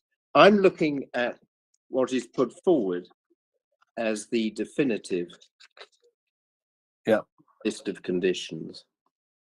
And we would wish for condition 4, if you're going to grant, to be amended in this way: that there shall be no sale of alcohol for consumption off the premises, and that should be in sealed containers. We would like there should be no off sales of alcohol save for deliveries. So that stops people leaving the premises with a sealed container, which they can then open, and standing around. Now, I know that the applicant already says, well, look, we won't have any consumption in the outside area. But the outside area is not defined. It's vague, it's uncertain. If people are not allowed to take drinks away from the premises, then that removes any possibility of people standing outside and drinking drink which they have bought in the premises. So, save for deliveries, there shall be no off sales. We would like that added. I wasn't so sure that all of the conditions had been agreed, because when I looked at George's letters of representation, I'm looking at condition 9, where it's about 10 people standing to smoke and entering and re-entering, being reduced to 8, but George's representation talks about 6. I think it was amended to 8, apparently. Is that right, Philip? Because yes, my instructing solicitor, who's about as far away in the world as it's possible to be right now from the UK, was responsible for all the negotiation and discussion with George, and the result was 8. Right. And then in relation to the capacity, do I take it that that position is as Philip has just outlined? So it's condition 36. The capacity of the premises shall be limited to up to a maximum. Now, George said 66 in his Yeah. recommendation. We said 80. Discussion between Jack Spiegler and George. They halved the difference and they settled on 74. All right. And those were the observations that I had on the conditions. So Yeah. primary position is please don't grant. Secondary position is if you grant, please to restrict the hours. They can always come back and apply to extend the hours and say, well, look, we've been trading for 6 months and we haven't caused a problem. They can always do that. But please, the idea of the legislation is that it's preventative. You're asked to prevent all of the licensing objectives being impugned. And that is best met, we say, by reducing the hours. And then we would also, if it is your decision to grant the license, we would like that no off sales save for deliveries condition added to the list of conditions. So those are my submissions. Okay, thank you very much for that, James. I think Philip and Oliver and John will come back to the kind of the offer from James there on the conditions during the discussion period. But at this point, I'm just going to invite members, if you have small points of clarification before the discussion, to come in now. Okay, so we shall move on. And now I'd like to bring in Catherine, because you are in support, Catherine. And Yes. you have 5 minutes. Yeah, so I'll keep it simple. So I'm a resident of Union Walk, which, as was pointed out, appears that most of the residents of Union Walk are in favour. If anyone knows Union Walk, it is a very sort of dark, quiet area that's full of drug dealers and all of the likes, and people taking drugs and staying down there because of the quietness of the lane. So it's already had a positive impact to the area. In terms of noise, James Rankin is quite correct. The biggest concern for the noise is when people leave the premises. But given that people are only leaving the premises on Union Walk, therefore it's affecting the residents who are actually more pro the brewery. Anyone leaving the brewery is exiting onto Union Walk directly. They're all the residents who are in favour of the brewery, as per the letters. My window and my sort of housemates' windows all face directly onto Union Walk, as does our living room or front door. It opens directly onto Union Walk. We have had no effects in terms of sleep, antisocial behaviour, or anything occurring because of the brewery. I cannot emphasise enough how much of a positive impact it's already had to the lane. And yeah, noise has not been an issue. If anyone hasn't visited the brewery yet, it's the sort of brewery. It's got Connect 4 and Guess Who as board games that you can play in the brewery. It's not a Kingsland Road sort of club. It is a very chilled out place with board games and just a community sort of vibe. So yeah, can't underestimate enough how much of a positive influence it will have to the area. That's all from me. Thank you very much, Catherine. Have you managed to look at any of the conditions? Because there is one in there about the gate, condition 15. The gate located adjacent to the junction of Union Walk and Nasrell Street shall be locked at 1900 on any evening that the premises are open. Do you think that mitigates against any problems in regards to kind of egress from the premises?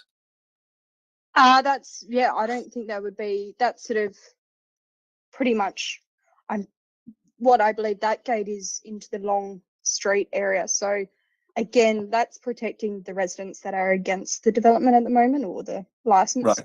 Okay. Thank you That's for that. protecting them. So in terms of, Union Walk is maintained as it is. And again, it's positive. Okay. Thank you very much for that.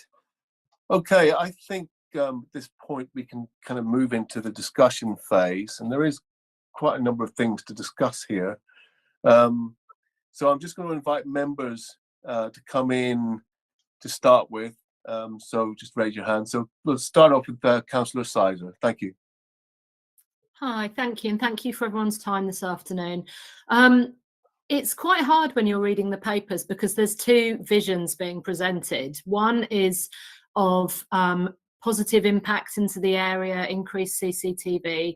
One is of a negative noise, fear of real noise pollution, disruption, antisocial behaviour, etc. There's two quite strong visions, and I'd really like to hear from both parties a little bit more about how you feel you could improve the area, and then follow up with what the major concerns are.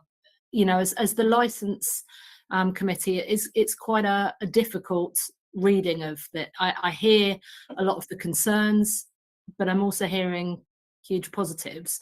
So it would be really interesting to hear a little bit, maybe from the prospective owners and residents representatives, if that's okay, please. So maybe if we could start. Could we start with John? Is that okay, Councillor? Yes. Yeah, thank you. Yes, thank you, Councillor. I appreciate the question, and I realize obviously there are legitimate concerns that the residents in Long and Waterston might have, because our initial application, I think, didn't really properly reflect our intended sort of business plan. We had some poor advice, I think, in terms of that application, and we were kind of naive in how we approached it. So we obviously took the time and we engaged with local residents, in particular with the Long and Waterston residents. We wrote them a letter, we arranged the residents' evening and spent time with them to hear their concerns, hence certain conditions like locking that gate, for instance, in the evenings, so that we ensure that our dispersal stays in the well-lit areas towards Hoxton Overground Station and Kingsland Road, avoiding Waterston Street, avoiding Long Street. And our vision is very much like Catherine said, we believe that the positive impact we can have on the neighborhood is quite clear. It's a welcoming space, it's an inclusive space, it's a safe space for local residents, it's community oriented. We're a small business that supports other businesses in Hackney in terms of the products that we stock, and we want it to be a welcoming environment for all local residents, including the residents of Long and Waterston, which is also why we have some support from people who live in those buildings. Obviously, the police haven't objected to our application either. We spoke to them extensively. We've tested it with TENS. And our belief is very much that Union Walk is obviously currently quite derelict and unsafe. And you feel that when you walk down the street at night sometimes. And our presence with the CCTV, with the sense of community, the atmosphere of people walking along the street will make it safer for local residents. And we've had customers tell us they feel safer at night on their street now when they didn't before. So I think it's quite clear, actually. But thank you for the question. I do appreciate it, and I'll happily take more questions. I mean, could I just ask, John, has anyone come in and said your customers are making a noise, or your operation is disturbing us or keeping us awake, or anything of that sort? No. Okay. Great. Councillor Susan Runga. Thank you, Chair. Just to continue on this theme, in the additional information we were sent, Appendix E and Appendix F talk about dispersal policy and noise management policy. And both of these end with the phrase, "We will constantly review our noise management policy and respond quickly to the needs of our neighbours. And likewise, we will constantly review our dispersal policy and respond quickly to the needs of our neighbours." In a very practical and detailed form, could you actually tell me how that will work? What does that actually mean? What do you actually intend to do? Mm-hmm. If I can come in there, one of the practical things, my client, before formulating any conditions, wanted to understand what the community's concerns might be so that they could be properly addressed, and they were discussed through at the open meeting, they were discussed through in meetings, and they've been discussed through in correspondence. One of the things my client has to do under this license, if it's granted, under condition 43, my client has to organise and publicise a meeting for local residents to discuss the operation of the premises every 3 months. And then that can be varied. And my client also has to publicise a telephone number. So if anyone is getting disturbed, they've got a number that they can call. And my clients are also, I have to say, very approachable people. I mean, they're actually working there, they're in the community, they're not offshore brewery or something. They're right there every day. So my clients will continue to monitor and will continue to listen and will continue to meet formally and informally. And if anything arises where anyone's getting disturbed, then my client's going to deal with it, because these are his customers. He's not trying to sell into Lambeth, he's trying to sell into Hackney.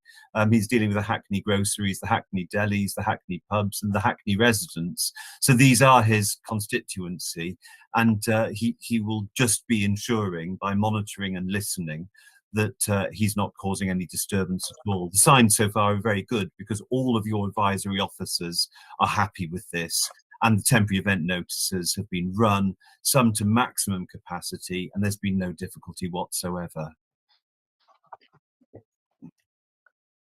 Councillor Sizarunga, does that answer your question? Well, I think maybe Councillor Sizer would like to come in now, and then I could come back. Yeah, Councillor Sizer.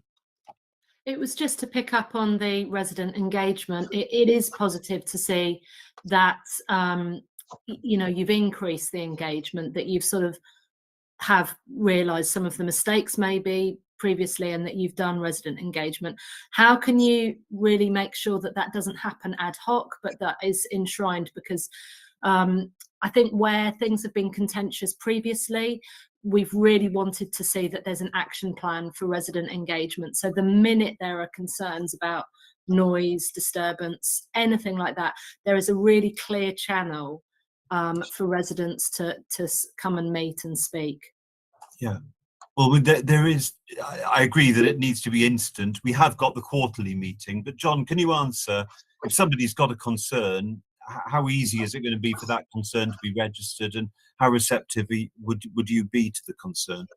Well, obviously I'd be very receptive. We've obviously, the phone number is to be made public, or it is already public, and I've given my contact details on multiple occasions. Every public letter that I've written has given my email address, and I've given my personal phone number to people.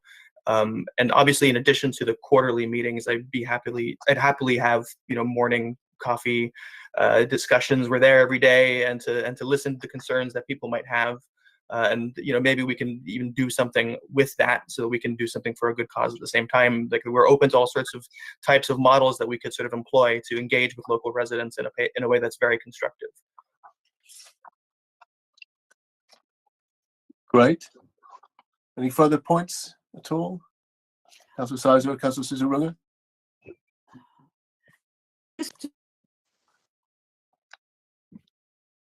Yeah, you're on mute. You're on mute. Apologies, I keep doing that. Just to say, Councillor Sizer actually followed on most eloquently to what I wanted to say. But there was one other aspect of noise control that I wanted to talk about, and that was deliveries. Could you please expand on how the noise of deliveries would be managed, basically? Definitely. John, can you talk both about how frequent deliveries are going to be, and by what means these deliveries are going to happen? Yeah, sure. So firstly, our outgoing deliveries to our local accounts in Hackney, so bars, pubs, theaters, galleries, places like that, will be largely done using emissions-free means. So we both e-cargo bikes and electric vans, through a couple of partnerships that we formed with other local businesses to facilitate and to sort of logistics function. We're a very small team. There are 5 of us who operate the brewery and the tasting room. So we've agreed to the condition, and we wouldn't want to have deliveries past 6 p.m. anyway. We've agreed to that condition, and our business hours, our delivery hours start at 9 a.m. And so it's pretty reasonable. The final point as well in terms of the frequency.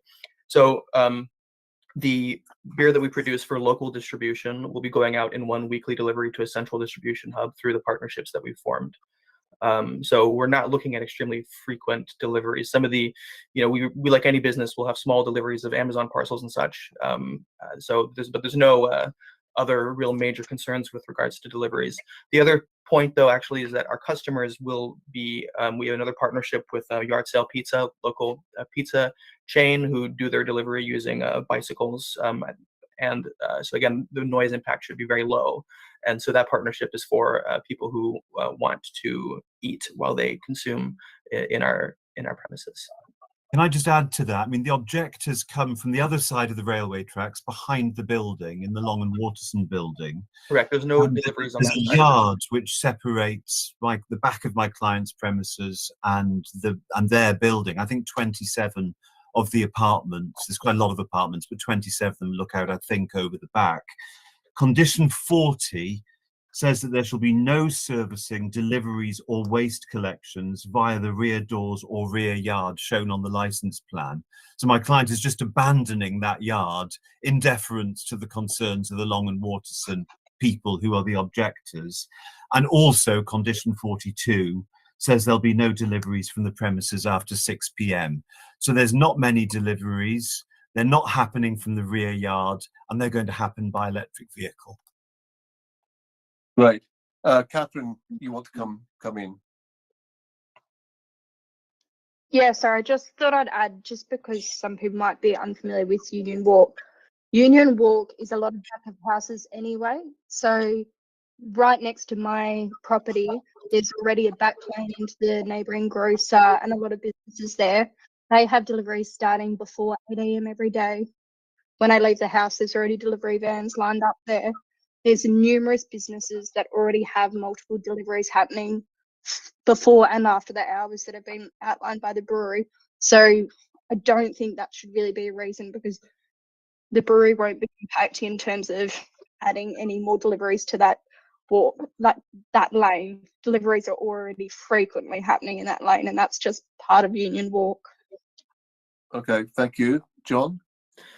Yeah, just on that point. So the grocer is a business on the corner of Kingsland Road and Waterson Street, and so it's a relatively small, sort of high-end, lovely grocery store with very kind staff. But they obviously, as a grocer, they receive deliveries throughout the day and night. So our impact is extremely modest when compared to the existing deliveries that happen on Union Walk anyway. But we're, again, a small operation. So Okay, great. I've got quite a number of questions, but we are thankful as a committee that you've basically altered your hours to within core hours. That's quite generous of you. We also recognise the fact that you've taken out the external area and it's all going to be indoors now. Fantastic. You've worked on conditions, etc. But I want to cut to the chase and go back to what James mentioned about these conditions. How you feel about the hours proposed by James, the 8 o'clock. I just want to get a feel for where you're at with that. And 1900 on a Sunday. We just need to know where you're at with that, because he has suggested it. And also the off sales, I think, is kind of an interesting one as well. No off sales. So where are you at with that? I'm afraid that this isn't something we're doing on the fly. My client has come to people who specialise in licensing. We understand your policy. We visited the site. We've read the objections. We've walked around the area. The hours which we've offered are within core hours, Monday to Thursday. They are an hour under core hours on Friday and Saturday, and they're 1.5 hours under core hours on Sunday. We don't think it's reasonable to cut the hours back further. If you thought it was reasonable, well, you're the licensing subcommittee, and that would be a Philip, can you just speak to the prevention of impunity that James mentioned? Because that was his reasoning for bringing the hours down, that we have to prevent, have to make sure. Can you just speak to that? Yeah, I mean, Section 4 of the Act says that you've got to act in such a way as to promote the licensing objectives. And Section 18 of the Act says that you should take the steps which are appropriate for the promotion of the licensing objectives. You're also under a duty, both by case law and sorry to get technical, but since you asked, that under the Legislative Regulatory Reform Act of 2006, to act proportionately.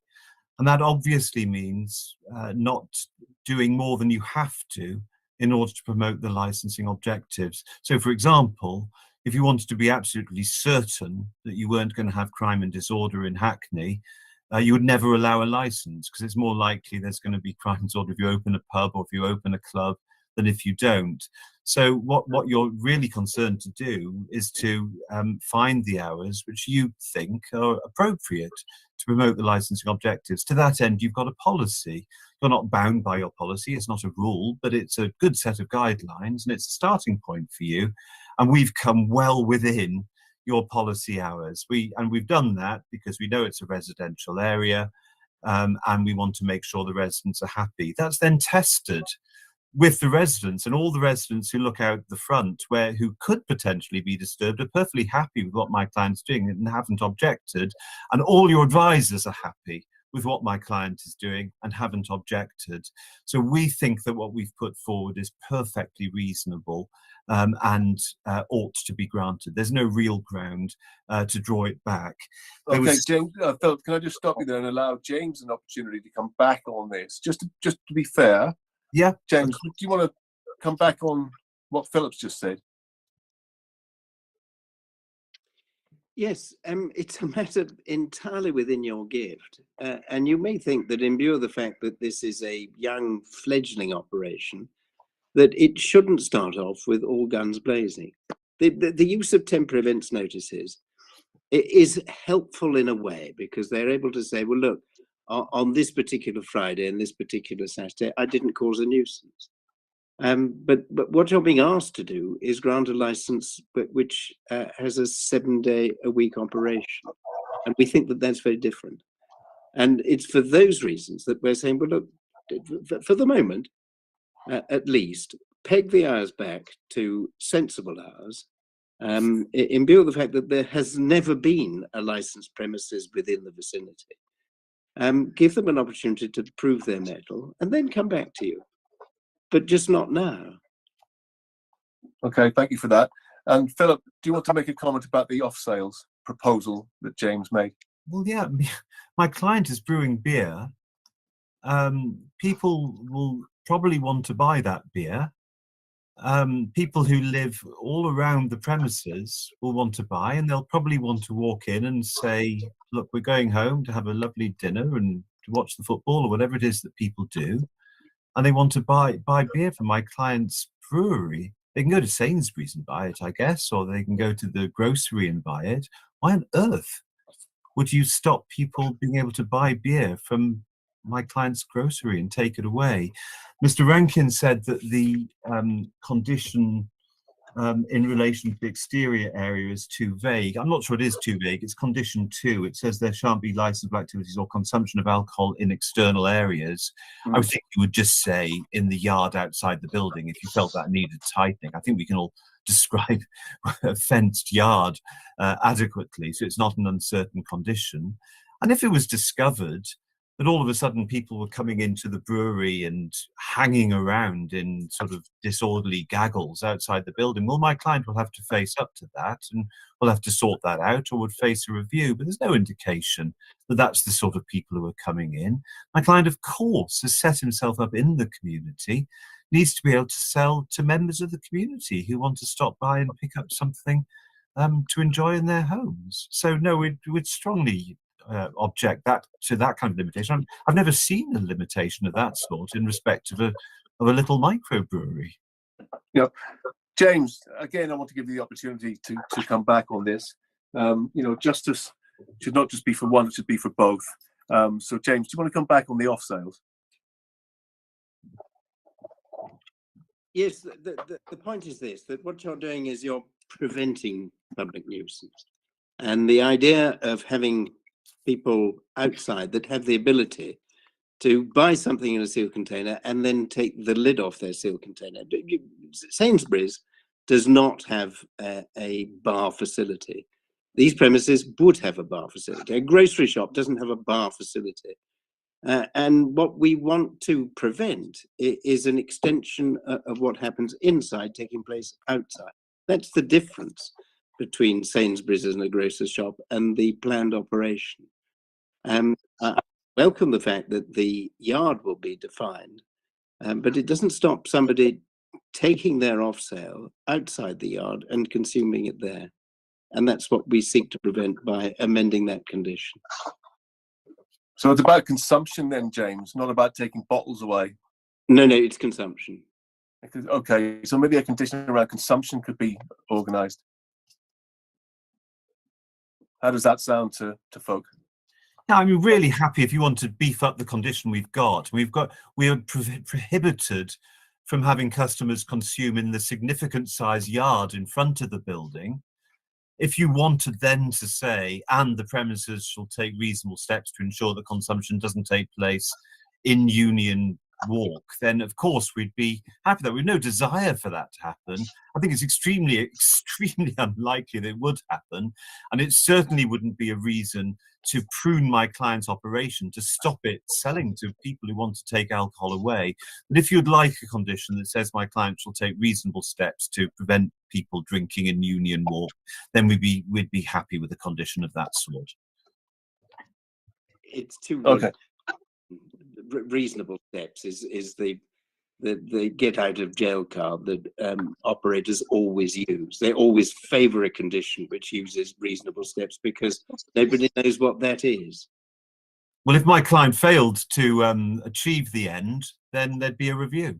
That's what would happen. So you would be saying, we don't want it to happen. We don't want it to happen. We'll take steps to prevent it happening. If it does happen, we'll be facing difficulties. But we don't want to have to apply for a review. It won't be happening. It won't happen.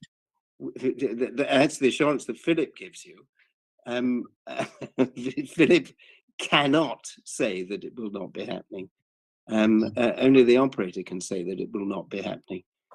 So please, but we don't want to have to go to additional expensive reviewing a set of premises license. It's a simple, straightforward condition, and one wonders why there's so much resistance to it. Not resisting anything. If the committee wants to put on the license, the premises shall prevent drinking in Union Walk, then that would be fine. Put it on, because that's going to be tricky because it's a public space. You know, we can't start dictating to people what they can and can't do on a public road in regards to. Anyway, we can discuss that. Thank you, James. Thank you, Philip. I hope that you both feel that you've had a good, fair airing on all of that side of things in the debate. Councillor Sizer, you had your hand up. It's now down. Yeah, it's okay. It was sort of around the dispersal policy, and I think actually that's been answered. But it's just to highlight that would be something to keep on the agenda, just as resident engagement would be. Okay, well, that's good to know where we're at with those, so we can consider those members. Amanda, you've put your hand up. Yes, sorry, Chair.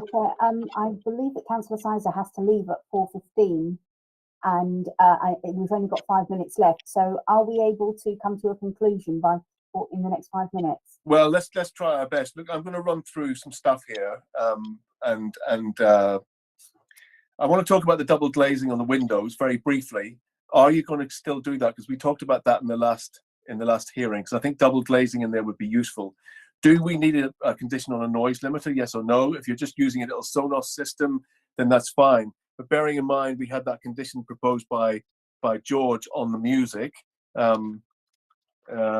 which says no music or amplified sound shall be generated within the premises so as to give rise to nuisance within neighbouring residential dwellings. You've accepted that condition. I presume that's workable because it's just a very small system, right? Absolutely. But I can just take this. I know you're running out of time. We've got a tiny little system. It's a little bit of background music. There's no way it's going to be heard in any neighbouring residential building. The one piece of work my client has got to do is there's a disused extractor fan in the back of the bar, and there's an order placed to seal up that extractor fan gap next week. Nothing further is required. We've tested it. We've walked around. We don't need to start double glazing the whole building. Excellent. And Richard, you would corroborate with that on the double glazing. You don't think it's necessary? No, it's not at all necessary. I've done tests at the beginning of the month. month. Next question. How will the rear area to Arch 416 be used? The rear area, because that was a question asked in one of the submissions. It won't be used. That's the whole point. Won't be used. We'll put on a planning informative on this as well, because you need planning permission. Dispersal policy you haven't submitted one, I don't believe, unless it was with the supplementary document. There is one. It is in tab 3 of the documents which we submitted. Brilliant, thank you for that. Okay, on the smoking, how will you ensure patrons smoking outside do so in an orderly manner? Because at the moment, what is it? Is it eight It's smokers? 8. We're going to delineate an area immediately outside the entrance, outside 416, and that will be supervised by a staff member to ensure that they are behaving in an orderly manner. Okay, and just to clarify, a dedicated member of staff will monitor external areas from time to time to ensure that drivers and riders and customers do not congregate in surrounding areas. That's been accepted, yeah? Yes, and that would also include anyone drinking in the area, which we don't want. Okay, where is the designated smoking area, please? It's immediately, when you walk out of the door at the front, it's immediately to the left. My client will either rope that or delineate it. Right, can you, so it's sort of just, there's the map. You Yeah. can see Arch 416. Roughly where's the smoking area? If you come to the bottom of the page where the arrow is, you follow that arrow, turn immediately left, and that's where it is. Okay, great. And you're happy that that's a decent area for people not to cause disturbance? Yeah, I mean, the area is huge, and we will make a little area within the area, and Okay. there'll be no disturbance. So just bear that in mind, folks, you know, when you're running the place, that smokers can cause noise. Okay, so the other thing I noticed as well was there's a roller shutter in one of the units. How often does that get used? Oh, well, we use the roller shutter all the time well, I guess the one in 416, when we open, we lift it and it stays open until we close, and then we close it. We have 2 roller shutters. TfL want to upgrade all 3 of the front doors because they're not in great condition. So we've done 2 of them so far. The plan is to change the 3rd one as well. TfL are the landlords for the 3 railway arches. Okay, so I don't want to get bogged down on this too much, but roller shutters make a hell of a noise. So there needs to be, we need to think about that when it comes to, you know, because you've got 3 roller shutters there at the moment. Obviously in the daytime, you know, it'd be fine to use them, but late at night, okay, you've got to close the one late at night. But am I right in saying that Arch 416 will have a replacement door or a replacement roller door or whatever? It has a roller door already. Yeah, is that going to be replaced with something quieter or not? This is the new roller door because the previous set of doors were inadequate for public safety. Yeah, according to is that roller door? How loud is it? It's not very loud. We didn't measure it with Mr. Vivian when he was visiting us, but I suppose we could. But it's not very loud. It's a new door. Yeah, because I know with roller doors. Sorry, I'm getting a bit sidetracked here. But if you pull them down fast, they make a lot of noise. If you pull them down really slowly, It's on an electric motor. It's on an electric motor, and it's a pretty quiet one. I mean, I've used many roller doors in my life, and this is one of the nicer and quieter ones that I've used. I'll put it that way. Okay, I mean, in your opinion, is that likely to upset residents? Do you think when you close that at night? I really don't think so, in particular in light of the fact that if a train were to be passing overhead at the same time, it'd be much louder. Catherine, can you corroborate that? Have you heard them close that roller door at night? I've never heard it, and literally my window faces onto it. Brilliant. So that was that one. I think I'm pretty much done on all of those questions, unless colleagues have got any further points of clarification. We could move off the discussion into closing remarks. I noticed that, is it Tane? You want to come in? Yes, I tried to submit some noise reports to your team on the 12th of December. I don't know if that managed to be disseminated to the colleagues there. But basically, when I moved into this property, I did some noise measurements, and I actually submitted this noise measurement to TfL because I got them to look at the track noise that was affecting my flat. Yeah. So there is a baseline level that is always above 33 dBA, and I've got the measurements for when the windows are closed and when the windows are open, and I've got measurements for northbound trains and southbound trains because they all sound slightly different. So the thing is, I noticed that they mentioned that the planning permission requires the soundproofing here to be done to a certain standard, but I'm happy for the experts to visit my flat and take the actual measurements for themselves, because I have done a degree in electrical engineering. I know how DBAs work, they're additives, and when you have different noise sources, the maximum noise level is not capped by the train noise, but it will be like interfering constructively, and it will be like louder overall. So I just want to be sure that the end result of all these like combination of different noise sources will still mean that our flags are still within the regulations. Yeah, noted. Just to reassure you that they have a condition 20 which says all windows and external doors shall be kept shut after 9 o'clock at night. Yeah. In the building, that's a condition Yeah. that they've accepted. So, members, Councillor Sundar Runga and Councillor Sizer, are there any points of clarification, any further kind of issues you want to raise at this point before we move into closing remarks? No, but I do apologise. I am going to have to go. I have another meeting. I do apologise. Okay, literally 2 minutes. Yeah, well, we can maybe try and contact you later. Yeah. Or I can stay for 2 minutes, but I do have to leave. I think I could No, set this up in 90 seconds if I could have 90 seconds. Okay, so let's go to closing remarks then, Philip. Guns not blazing. We've maybe been blazing before, but we've tried incredibly hard to prune this application down and to provide all sorts of protective measures. All of your authorities are the main sources of advice on this, and all of them are content, and we submit you should be content. We did risk assess. We haven't got to produce a written risk assessment. The risk assessment in your policy is the operating schedule. That shows what it is we're going to do. We couldn't have put more in, and your officers are happy with it. So far as prevention is concerned, prevention means you take appropriate steps, you find the balance, and in this case, the balance which we're suggesting is well within your policy. There's reference to young children living in the Long and Watson building, as I'm sure there are. They won't hear a thing. Nobody has come to you and said that they can hear anything from my client's operation, and particularly not the residents who are in front, who are most directly affected.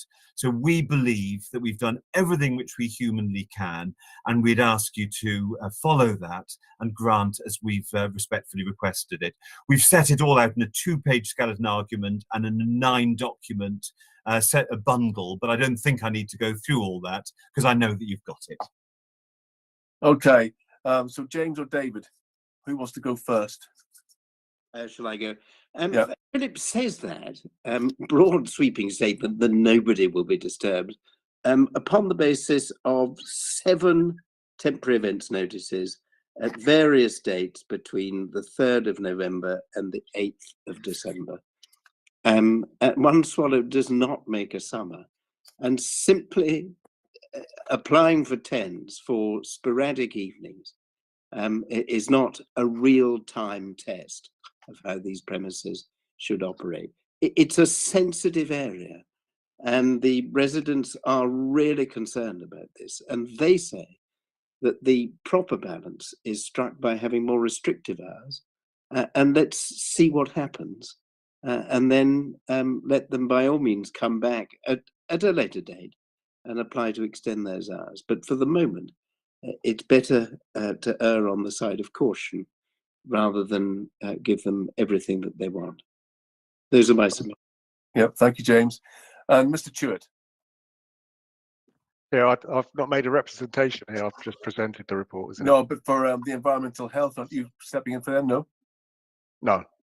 No, okay. Great. Well, it is what it is. Thank you very much, folks. Any points of final clarification? No? Okay, great.